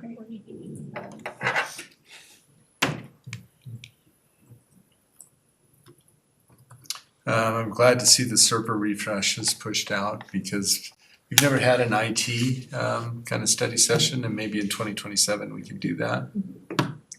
With so much of compute going to the cloud, do we need to refresh Yeah, last our time I servers? spoke with Denise, she said if we, by pushing it out, it is gonna be more expensive, but it does offer a lot more options if we're gonna go cloud-based. Well, since he'll be off the board then, I'd be glad to come in as a consultant. If, 6 month with my- limitation, Yeah, oh, okay, all right, We sorry. can't afford Broadcom and. I'll waive my normal retainer. All right, is that it? Any other? You guys did great. I think there's very few things here that we really had a question on, so thank you. I think from the design perspective, we always post the work plans on our website, and there are some residents who care. And so they'll go look at it, and so it's nice to have the interactive version, which we've had in the past as well, that then they can click and get more information. Most of what's in there is either links to meetings that you've had, documents that have been approved, agreements that have been approved, and or if we have engagement web pages or other details that we've created, it links to that as well. So folks can get some more information while they're in the document or jump out to something more. So we liked that idea from the public perspective, not just from an organizational and like council priority perspective. All right, anything else? Okay, I'll just say that one last closing comment. Congressman Neguse will be here on Thursday night. There's a pre-meeting at 4 p.m. in our community room for council members. And then I think the event starts at 5 p.m. I believe that you have to RSVP through Mr. Neguse's office. Yeah, they're coordinated. Because they're limiting it to 100 people that'll fit in this room. But we have to do that. No, I or think we we're- include it? Okay. We're invited to the Okay. 4 to 5 meeting. Oh, okay, So- gotcha, yeah. All right, I think that's it. With that, I will adjourn the study session. Thanks. You can tailgate with them, but we can't go